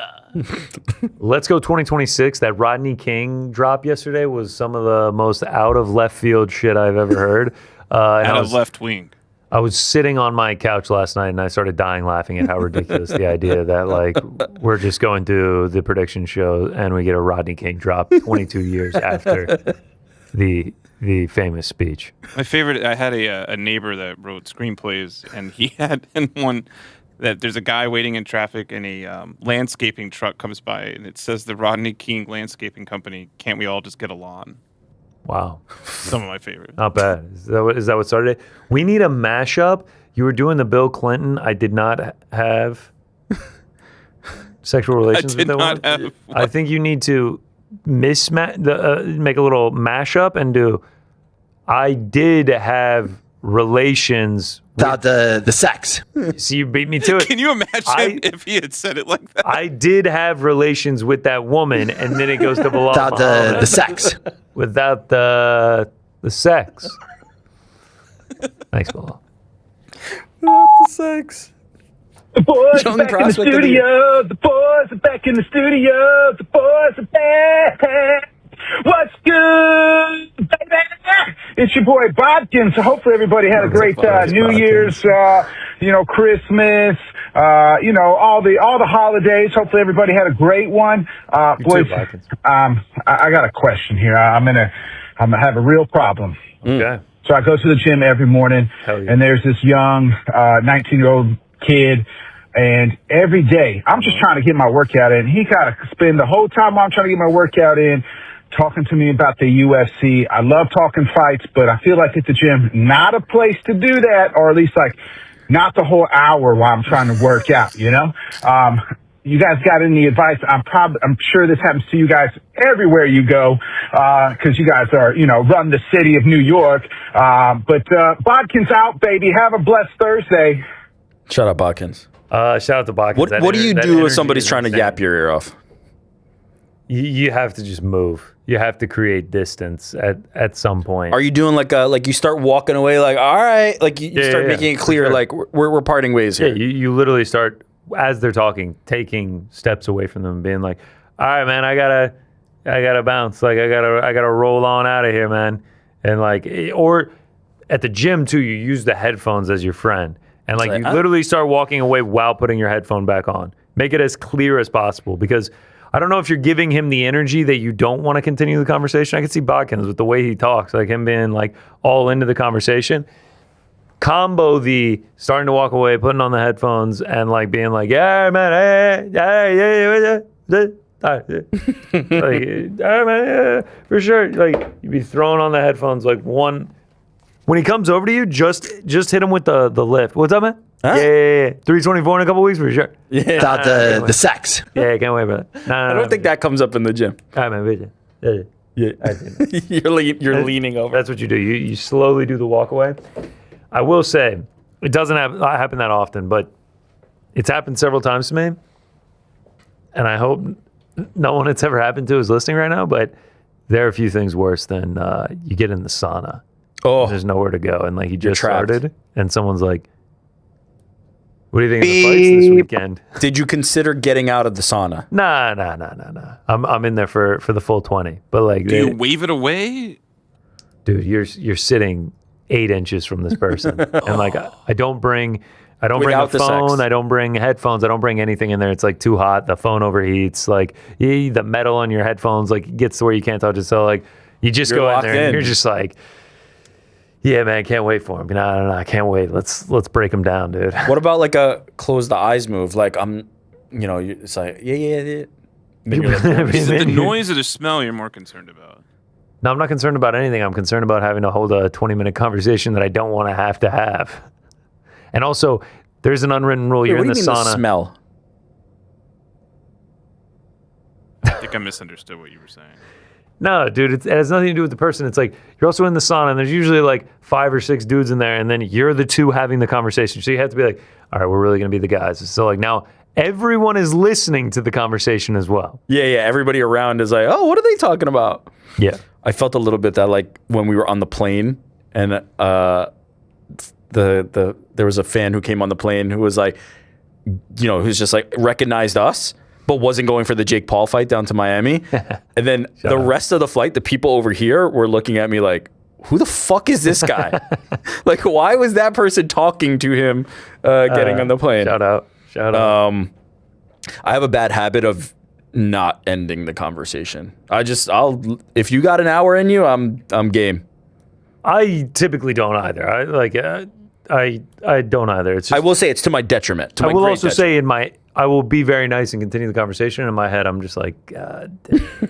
So let me get this right, Rick. Like a stranger, you'll make an hour for them. I'm trying to tell you something, you just tune me out. Yes, that is correct. And if you ask my wife, this applies universally. Like, you understand, like the people closest to you are the easiest to kind of take for granted and shoo away, and then without the sex. Without the sex, you give more time to the strangers. You in particular, though, it's because I don't like you. I picked up on that. But yeah, I if you're a yapper, I'm probably the right target because I'll yap with you for too long. Boys in the back, Matt from Dagestan. Happy holidays. I know you guys are on break. I don't even know if you're doing voicemails. Hopefully you saved this one. We're I wish you guys a happy holiday. I just got done listening to your live show, and I want to do a quick power ranking of all-time knives in the back. At number 3, I have Pontius Pilate killing our Lord and Savior Jesus Christ on the cross. On number 2, the Montreal Screwjob. I don't even watch wrestling. I know what that is. And number 1, my jaw is on the floor. Ariel Helwani stabbing you guys in the back with Jorge Masvidal. I think we can all agree Jorge is a real fighter through and through. He absolutely buries you guys and then forces you to come out live and see him. I want you guys to talk about what you were feeling, if you were actually worried. My jaw's on the floor. We have a word for that in Dagestan, and it is coward. Not you, Helwani. My jaw's on the floor. I'll hang up and listen. Matt, that's a hot take, man. We appreciate you paying the extra minutes to call all the way from Dagestan. I love the Matt from Dagestan, and there's no verification. It's just like, I lived in Chicago. I went to Dagestan. Yep, went to Dagestan. In the back, me and Rick were literally like, why the fuck are you doing this? There was no real concern because we had already been in the back with Jorge. We were the ones that walked him in, and like we were chilling in the back with him. Now, did he know that we were the dorks that he had called out before? Probably not, but like they're also like he's on stage with Helwani and Kayla in front of 160 people. Like the concern of him actually doing something was incredibly low. The more of like the slow walkout was just like, why the fuck is this guy doing this, dude? Like, it definitely was like, he talks about like, he threw me under the bus with like him and Pena. When I was like, no, I said, I didn't say you weren't going to be fighter of the year. He threw us under the bus heavy there. Yeah, he did. But I will say it made for a funny moment. And like Jorge was game. That's the thing. Like Jorge was willing to play with it, which was very also cool. Like we're in the back. I'm like, I don't want to go out there, bro. I'm not going to get a microphone. I'm going to be shoved into the corner. I'm going to look like a dickhead.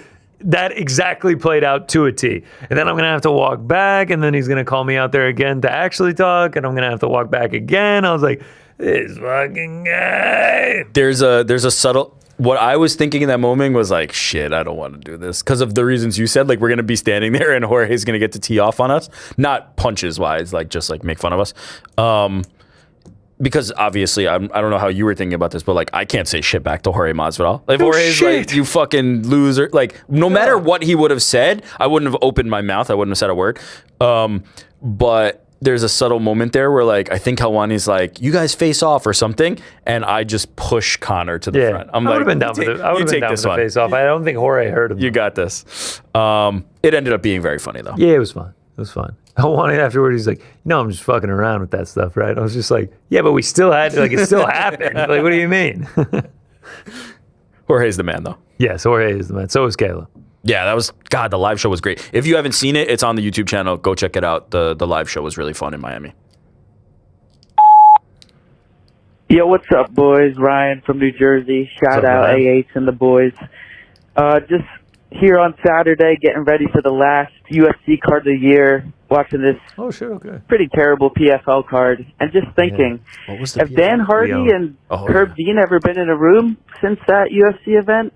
Obviously, I know Dan Hardy hasn't called UFC, but, PFL maybe? Who's to check? But yeah, 47-time listener, so shout out. 47? Again, last card of the year, had Cyborg and Nadim Menkov, or whatever his name is, and just riding on whatever his name is. Your two picks. I know Rick picked VAOs. James and was high on Yarmislav Olislav, or whatever his name is. So these last two picks ride on you, Rick. I got you. If I don't win this card of the year, they both won. We're going broke. Olislav won. We're ending down just like the Parlay boys. So much like the boys in the back's performance on the show, it all rides on Rick. And I wanted to touch on 47-time listener because I had to sit through 47 shitty Franks list. So hopefully this is a good one. Shout out the boys again. And Frank, I wonder if you stay mysterious, because if there's ever a man that looks like a fucking weasel, that's fucking it, yeah? Not a bad 30 million for the kitchen scrap.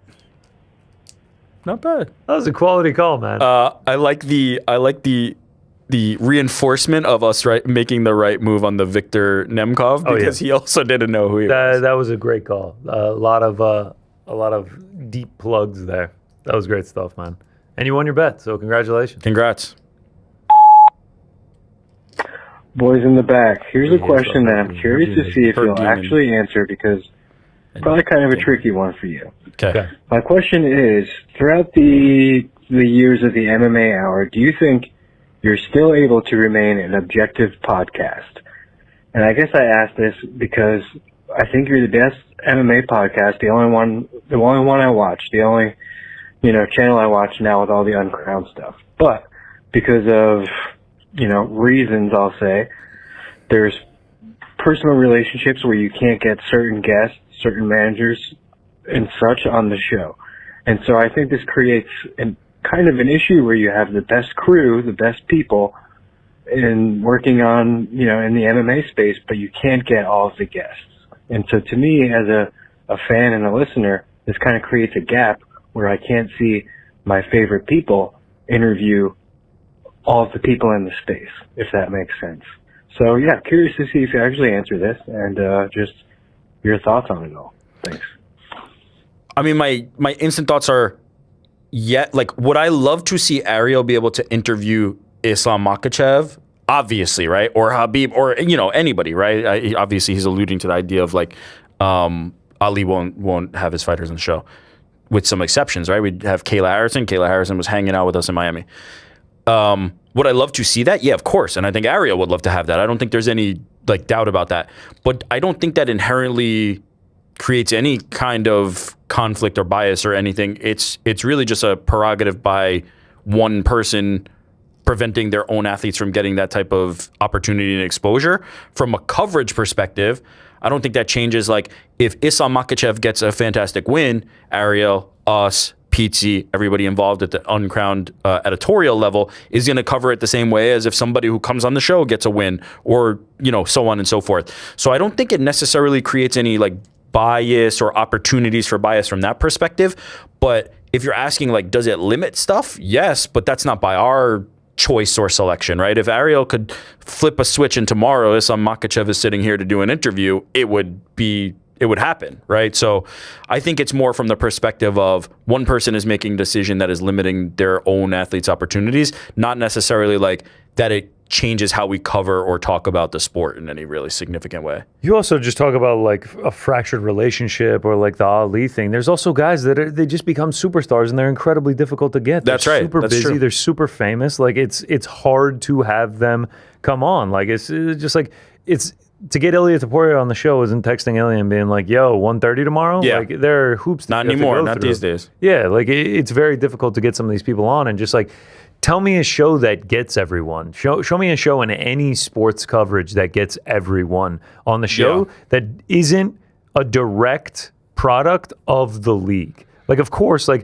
UFC show is going to be able to get all of the UFC fighters on because they can literally tell them, you must go on that show. Yeah. But show me an independent outlet that covers any sort of sports, that can get everyone on their programs. It's just the name of the game. It's just impossible to do. Part of my take, the biggest sports podcast out there, I'm sure struggles to get NFL guests sometimes just because there's guys that are such big superstars.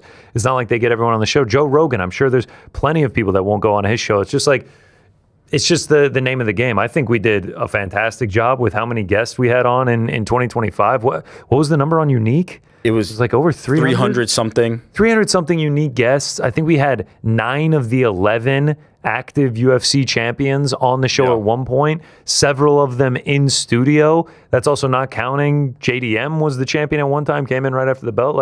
I think we did very good, and we're obviously doing the best that we can. It's not like we're turning anyone down. Nah, man. That's the key thing to focus in on. Ariel is he's the best in the business, and he's trying to have everybody that we possibly can. If there was a world where that was possible, it would happen, right? That he is the one who has consistently been able to make that happen and deliver that, and it's an incredible achievement that he's able to get as many as he is able to, and have these opportunities that are presented for the show. And so but as far as the I think it's a compliment by this caller is how I'm interpreting it, which is you get everybody, which is again a testament to Ariel. We do actually get nearly everybody who's involved in the sport. There's that group. There's a select few that aren't able to come on the show and aren't accessible, but it speaks to what we are able to get, which is a tremendous number of the top names in MMA and the other names in MMA as well, not just the top names, the up and coming prospects and everybody else. So there are some who will not be on the show, but that is not by our choice, and nor does that change or influence how we kind of cover the sport. I was going to say, when it comes to objectivity, it has absolutely nothing to do with it at all. Go watch any fight where a person that doesn't come on the show performs. we view it the exact same way. Like we're not sitting here being like, yes, XYZ lost, or fuck, he won. I can't believe that. Now we can't talk about it. Like I think we give flowers and credit where credit is due. Number one unbiased outlet. Whether they come on or not isn't going to change that. Yeah. What's up, guys? First time, not really my first time calling. Actually, I've called it multiple times, but I never get through. Maybe this will be different. Getting on. Quick question for you guys. Who is the non-combat sports athlete that you are most sold can jump into a UFC octagon and start winning? Right? It could be NBA, NFL, hockey, soccer, whatever it is. Who's the guy that you're putting your money behind saying, hey, if he goes to the UFC, he's going to knock somebody out? Love the show. Keep doing what you guys are doing. And, yeah. That's a great question. Who's like the freakiest freak, I guess, is probably where I'm thinking. Like, is it LeBron? Because I was going to say, and what sport would it come from? I think LeBron's too old now. Like, what sport would it come from?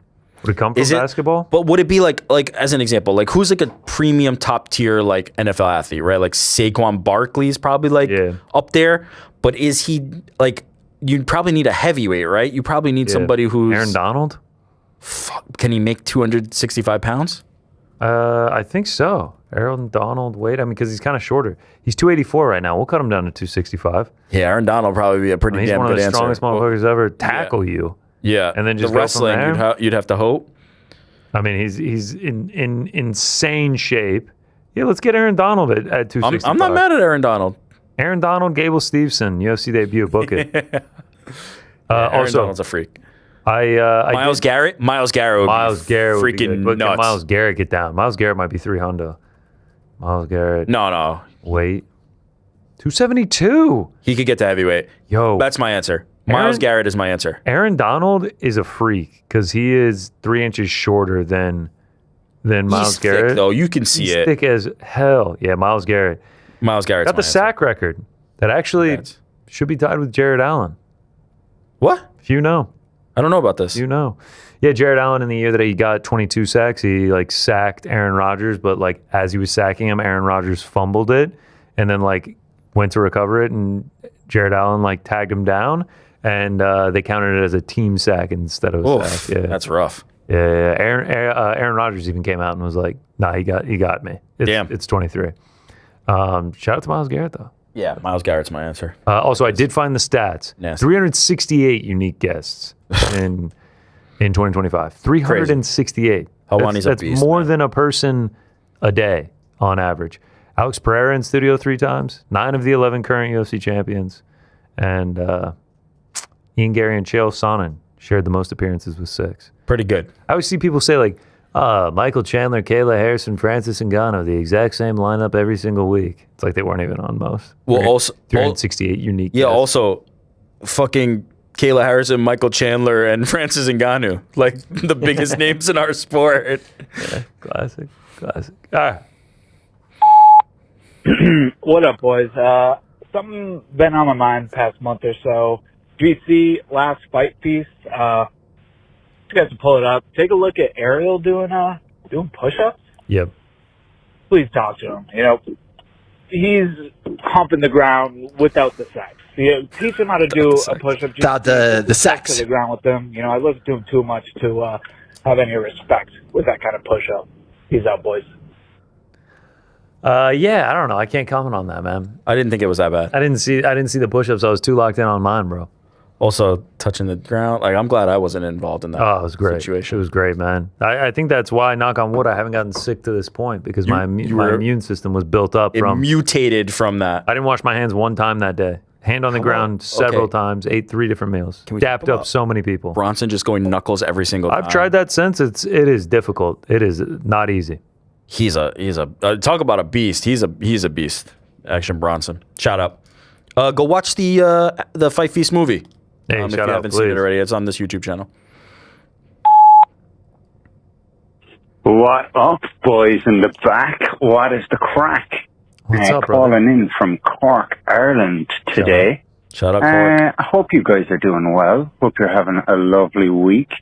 I've 2 questions for you. One MMA related, kind of. and one non-MMA related. I'll start with the MMA one. Do you guys ever on the show have somebody that you kind of backed? We'll say, like, you have a lot of people that are really popular on the show in reference to that. You know, some would say Francis would be a great example and a very recent example. Obviously, Tom would be another one, but things like that, and people over the years, right? Do you ever feel like you backed the wrong horse? I'll be like, I don't, obviously you can't name names, but do you ever just feel like you kind of backed the wrong horse? I've had that myself with Francis. For a while, I thought Francis was great. I thought Dana was lying about him. After the interview yesterday, I don't really believe that anymore. He didn't represent himself really well, and I don't know. It raises a lot more questions than it answers. So yeah, have you ever had that? Second question is totally unrelated to MMA. Want to know what your favorite car is, or your dream car, right? Say money isn't an issue, right? And even if you can't drive, like I'm a genie, you can now drive stick, you can drive whatever you want. You have a license and everything. So what is your two-car garage? That is for Rick, no bikes. That is for GC, and that is for Frank. I want to hear your takes on it. And yeah, shout out to you all. Shout out to everybody in the back. Andy, can't believe you're so young. Jesus Christ. Happy belated birthday. I know I'm a few weeks out, but like, Jesus Christ, you are so young. Fair play. And big shout out to the boys as well. Like happy 20. Frank, you big feckin' idiot. Why did you tell us about kissing your mom's arse? Like, I'll never forgive you for that. And you should never live it down because of it. You big feckin' idiot. Lots of love, boys. Okay. Have I ever backed the wrong horse? No. The only one that I can think of was Jelton Almeida. That one, in retrospect, I was like, man, I don't enjoy watching him fight anymore. Yeah. I don't feel like... I think what's actually more common... Like, honestly, like, I don't think... Like, Francis Ngannou, we still, like... We don't know.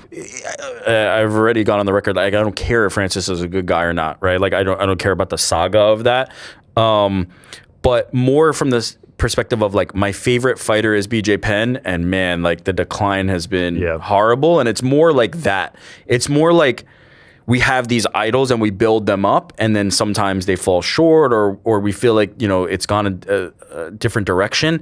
I think it's more of that for me than like, oh, I love this guy so much, I really wanted them to win. I picked the wrong horse. Like, it's more to me like we put our athletes on a pedestal, right? We look at them as like these shining examples. Like John Jones is my favorite fighter. I think he's the GOAT. Or one of my favorite fighters. I think he's the GOAT. And I'm like, you know, is there complication to that? Yeah. I mean, I think a lot of people feel like this with Conor. Conor McGregor, it's a great one. And so it's more that, but I don't think it's like, you know, backing the wrong horse and then this, you know, they lose the race or whatever. I think it's more that. Like sometimes these, there is an element of separating the art from the artist that is kind of required across the landscape now. And I don't even mean just like combat sports. I mean all sports, all entertainment. There's so much like we know so much more about our athletes and our entertainers than we did in the past. And so it doesn't always align with our own principles at times. And so it's a tricky thing, I think, in modern culture. As far as the car, it's Dodge Viper. Always been a Dodge Viper fan. Dodge Viper, shout out. Love a Dodge Viper. Blue with the white stripes down the middle. Let me get a like throwback 40 years or older Mercedes. Sick. Like a nice 40 years. Those are like the boxy ones? What's 40 years or older? Just give me like a nice like 80s like something you would see down in Miami. Like a nice like 80s Mercedes. I don't want the current stuff. Diesel? No, it doesn't have to be diesel. Just like a roadster, man. It could be even older than the 80s. It could be like a 50s Mercedes. I always wanted a Viper, like Rick. Viper too? Yeah. And I didn't know this. I actually watched a video recently where they were showing the first Viper was released to just, you know, the V10, all of that going on. It was just an engine with a seat. Like there were no like power locks. There wasn't even windows. I'll have to send you the video. It's insane because they're like only a handful of people could afford this car and could drive it. And they were like, they don't need to be bothered with like finishes and fixtures. Like they just need an engine and a seat so they can you know, go fast. Yeah. But if you're gonna take the Viper and it's like, hey, you can't have it, Frank, I'll take a DeLorean. Oh, that's a good one. Stainless steel, yeah, handmade. I mean, I might grab like a Lambo or something if money is not an object, like some sort of crazy souped up sports car, Ferrari, something. Now, are you getting it for the resale, or are you like, that's what I want to drive? I mean, it'd be pretty cool if I could just drive that thing around. Okay. Am I driving it to work? Probably not. Throwing a nice fit. That's though. too much of a flex. Drive it around. Did he say 2-car garage? No, I think just one. Yeah, either way. Actually, my real dream car now is a 2004 Acura MDX with like 215,000 miles on it. You have been talking about this for so long. Sold it. I feel like you could have piece of my heart. I had it. You could have this though. You can rehab this. Nah, not anymore. What's done is done. What's done is done. All right. Fellas, what's going on? It's Alex from Alabama. What's up, Alex? Probably What's up, a little Alex? bit too late to get my call played on the air, but fuck it, I give it a shot. Shoot. No question here. Just wanted to give a quick shout out. Tough year for me, much like probably a lot of other folks out here, but man, what a bright spot this show, Uncrowned, and, you know, the whole program has been for me. So, quick shout out. I want to thank you guys for everything you guys do. Keep it up. Appreciate you, Alex. Also, quick shout out to a few folks in the chat. Let's go. Dubs, Lito, fucking blanking. Sorry, guys. DJ Serenity. James Tahuna? The queen of the chat, Danielle Cooper. Big shout out. Big shout out. Elijah One Dream. Keeping things relatively moderated in there. Shout out to Elijah. I'm missing a couple of you guys. But just want to wish everybody a Merry Christmas, Happy Hanukkah, Kwanzaa, whatever y'all got going on. Keep doing your thing, man.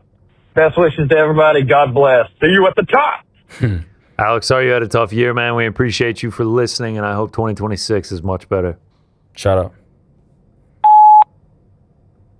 Hey, guys. It's Sully from Cape Cod. What's up, Sully? I got a quick story to tell you. Bear with me. May take me a few minutes. I've had a rough couple months. Back in October, my family went missing. Holy shit. My mom, my dad, and my brother took their boat out to Marshall Island, here on Cape Cod, and they didn't come back. And they're supposed to be back 2 in the afternoon. It was 7 o'clock at night. They haven't been back yet, so I called all their phones. And all their phones went straight to voicemail. So I started getting nervous and scared. And I called the Coast Guard. Coast Guard sent a boat out there to look for them. They couldn't find them. And I really couldn't sleep that whole night. I was awake like the whole night. And the next morning, the Coast Guard called me and said they'd got a hold of my brother. Their boat caught on fire early morning. And the dogs started barking, woke my family up. And my brother was able to get my parents off the boat in time. But he couldn't save the dogs. The dogs passed. And he got them ashore onto the island, and he broke into a barn. And he got my mom and dad in there. And they were stuck out there for about a day. And they sent a helicopter out there, got them to Cape Cod Hospital. And my dad was sedated. He had really bad burns to his lungs. And my mom was died on the way to the hospital. And she had liver failure, kidney failure. And a few days passed, and my brother and I had to make the decision to take off life support because she wasn't going to survive. And they had her on so many drugs that they were doing more bad than good. So she wasn't going to survive it, so we had to take off life support. And we played some music for her as she passed, played her favorite John Mellencamp. And yeah, I guess that's the reason I'm telling you guys this, because life is short, and you never know when some crazy shit's going to happen. And just go home and give your family a hug. Give your mom, your dad, your brothers, sisters, your daughters, your sons, your wife. Just give them a hug and tell them you love them, because I'm never going to get to do that again with my mom. I'll never get to see her again, hug her again, hear her laugh again. And you guys are like my second family. And Yeah, I got hung up on there. It's solely against Cape Cod. But, yeah, my dad's okay. That's the story. My dad's okay. He's out of the hospital. He's home. My brother's okay. And we're going to make it. We're going to be fine, but it's never going to be the same. As long as my mom gone. But, yeah, I just want to tell you guys that and give a shout-out to my mom and maybe go home and play like a John Mellencamp song for her or something if you feel so inclined, you know. Because, yeah, life is short, man. Just fucking love you guys, and happy holidays, Merry Christmas, and love you guys. All right, bye. Man, Sully, I am incredibly sorry to hear that. I appreciate you sharing your story. I can't be more sorry about your mom. I'm incredibly happy to hear that your dad and brother are all right. Man, I don't really have much else to say that other than that I'm terribly, terribly sorry, man. That what you said is true. I mean, it feels like we get constant reminders of it. It feels like me and Rick have talked about it several times in the last like 6 months of just like, yeah, life is just incredibly short, and you just have no idea when you're going to see it taken away from you. I mean, we just saw it with Anthony Joshua and two of his best friends just a few weeks ago. I mean, there's endless examples. It doesn't have to be someone of celebrity status that everyone hears about. I mean, it just happens on a daily basis. So I'm terribly, terribly sorry for your loss. And I'm glad that your dad and brother were able to make it. Yeah. Everything Connor just said. Thank you for sharing that story. Hopefully it can touch people in the way that it touched us. Connor mentioned, Anthony Joshua. We lost our good friend Abby Subban recently. Like, life is short, and we have a lot of fun on this show, but there's also like time for reflection and reminders like this that like there's real things going on in the world, and you have to make the most of these opportunities. The fact that you felt comfortable enough to kind of share that with us, second family, and the things you're alluding to, like I feel that way about this group here, right? I feel that way about the people that we get to work with every single day. I feel the same way about this opportunity. I feel the same way about my family. I feel the same way about the people that allow us to provide content for them every single day. Like, we are very fortunate and very lucky, and I'm sorry that you're going through this. I'm glad it sounds like you were able to kind of send her off in the way that you wanted to and celebrate her and then play the Mellencamp songs and get together as a family. And I, as Connor said, I'm glad that the rest of your family was able to make it out. Shout out to your brother, who's a legend, who's a gangster, who was able to, in the most trying times, like figure out a way to get that done. Thinking of you. And again, like, appreciate the vulnerability there. Hopefully it can help some other people. Maybe they're going through something as well, and they can feel like, hey, I'm not alone out there. Yeah, really appreciate you, Sully. I'll play some Mellencamp on the way home for you.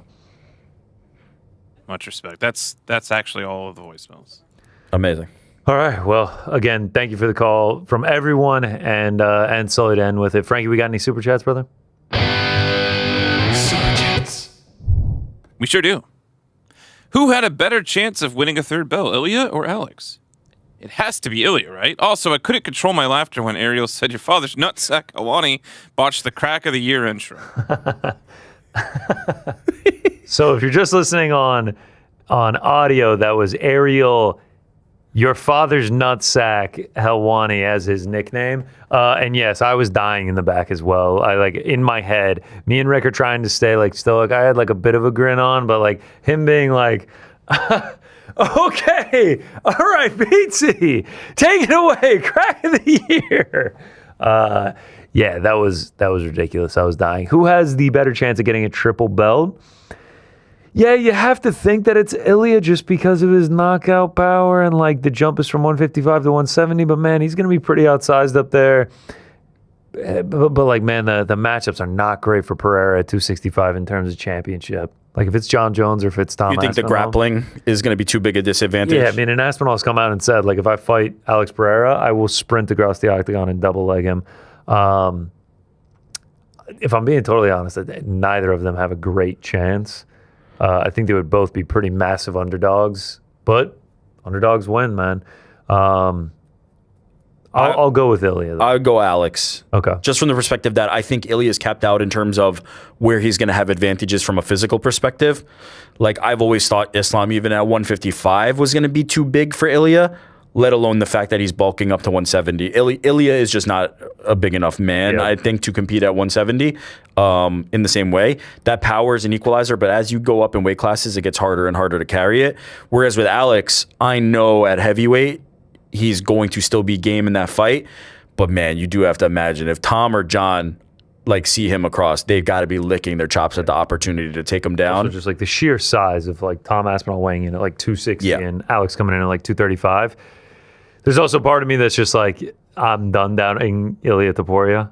Like if he says Alex, if he says he's gonna do something, I agree with you on the Alex thing. But like we have seen Alex lose before. Ilya, we have not. Ilya has done the things that we've thought were impossible, and he continues to do it. Would love to see either of them get a shot, though. Yeah, I think Alex, but only because I think sometimes being lighter at heavyweight's an advantage. But as you said, it's tough sledding for both guys. Like that is the next step of greatness in MMA is to become the 3-division UFC champion. Yeah. Someone will get it eventually. Hopefully, I get to see it happen. Is Islam even in the conversation? Can he be a middleweight? It feels hard. I don't know. But is he any more, outclassed in terms of the physicality than Ilya would be at 170? Like it's yeah, but man, the wrestling is going to be. Yeah, I don't know, man. Hamzat's more likely to be a 205er than a 170 these days. Yeah, it's tough. Yeah, I hope we do see someone go for it soon, though. If Hamzat had gotten the belt at 170, I would have thought for sure he'd be the number one best option to do it at a 205 because he has the 185. Yeah, but he never got that 70 belt.